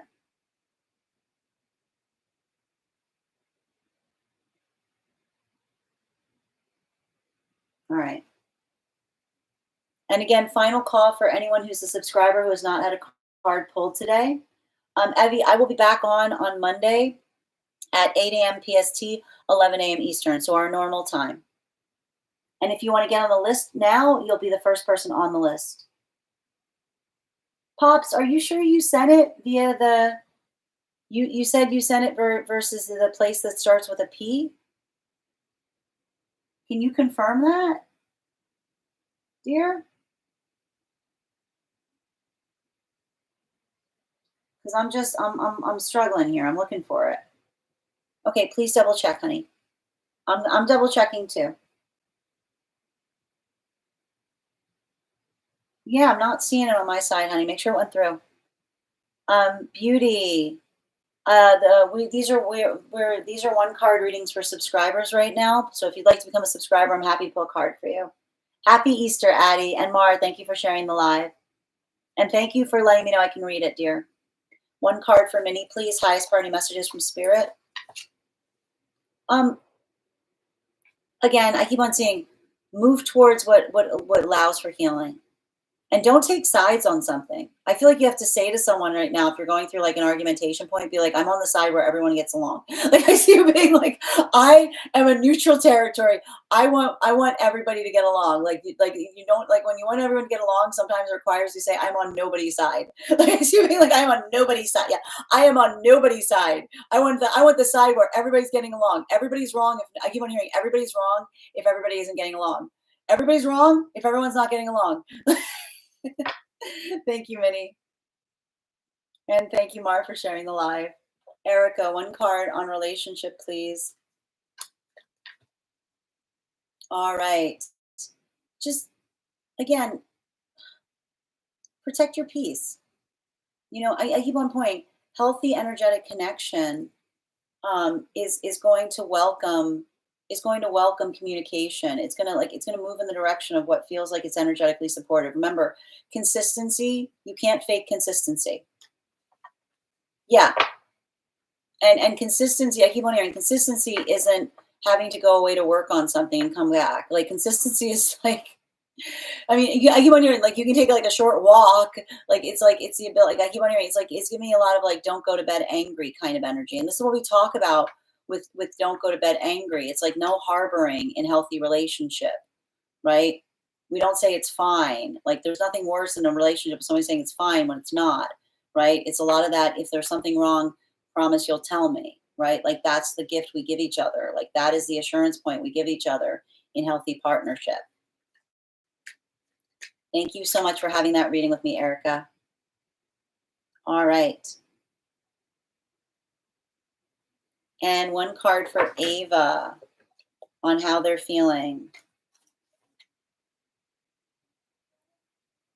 I feel like I see someone going through some some space of loneliness. You know, like I see someone that's trying to do a lot of inner child healing right now. Yeah, like I feel like but I also see someone saying like I'm like they're taking some kind of responsibility for the fact that they're energetically lonely. You know, like I feel like I see someone trying to identify what they could be doing better in some way. All right. Happy Easter, Ava and Evie. Hi there, Samuel. Yes, always on point. Thank you, Erica. It's okay, Pops. All right. Final call right now for any one card readings for subscribers. As we wait for that reading to come through, I just want to remind you guys, we will be off tomorrow, but we will be back on Monday at 8 a.m. PST, 11 a.m. Eastern. If you would like to be notified as to when I've gone live, you can head over to my profile now and you can hit that little bell on the profile that will activate your notifications. But also sometimes this app doesn't like to push out when I'm live, so make sure that you register directly for the event. I want to let you guys know that if you missed the Daily Collective, it'll be up on the place where we keep the videos. It'll also be up on the place where we keep the photos. It'll also be up as a podcast over on my Spot and over on my Substack. I also want to let you guys know that, what was I going to say? Oh, if you became a subscriber today, welcome. I would encourage you to head over to our subscriber only Discord channel and introduce yourself to the collective. Also in the perks section over on the subscription, it's okay, Pops. Do you want to, perhaps you want to just wait and do the reading on Monday? Because I'm actually running short on time now. I apologize. um, but if you're okay with that, I'm happy to do the reading on Monday. So I'd say if it hasn't come through, let's just hold off for this evening, and that way I'll give you time to work it out for the next time I'm on live. I want to thank you guys so much for being here today and sharing in these messages. If you, as I mentioned, if you became a subscriber tonight, you can head over to the Discord, introduce yourself to the collective. You'll also find there in the perks section a special coupon code that will give you an additional discount to our Tarot Church classes. Our next class will be held on Wednesday, May 14th. We'll be studying the Death card, but if you subscribe now, you'll have access to 9 hours worth of material, so you can start to bone up for our next class.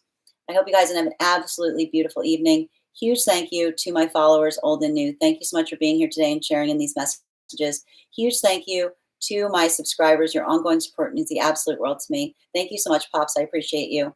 I hope you guys have an absolutely beautiful day. I know if you need any help with the Discord, Evie, feel free to email me. I hope you guys have an absolutely beautiful day. Please take care of yourselves. Please take care of one another. And we'll do this again tomorrow. We'll do this again on Monday. Have a great day, everyone, and take care.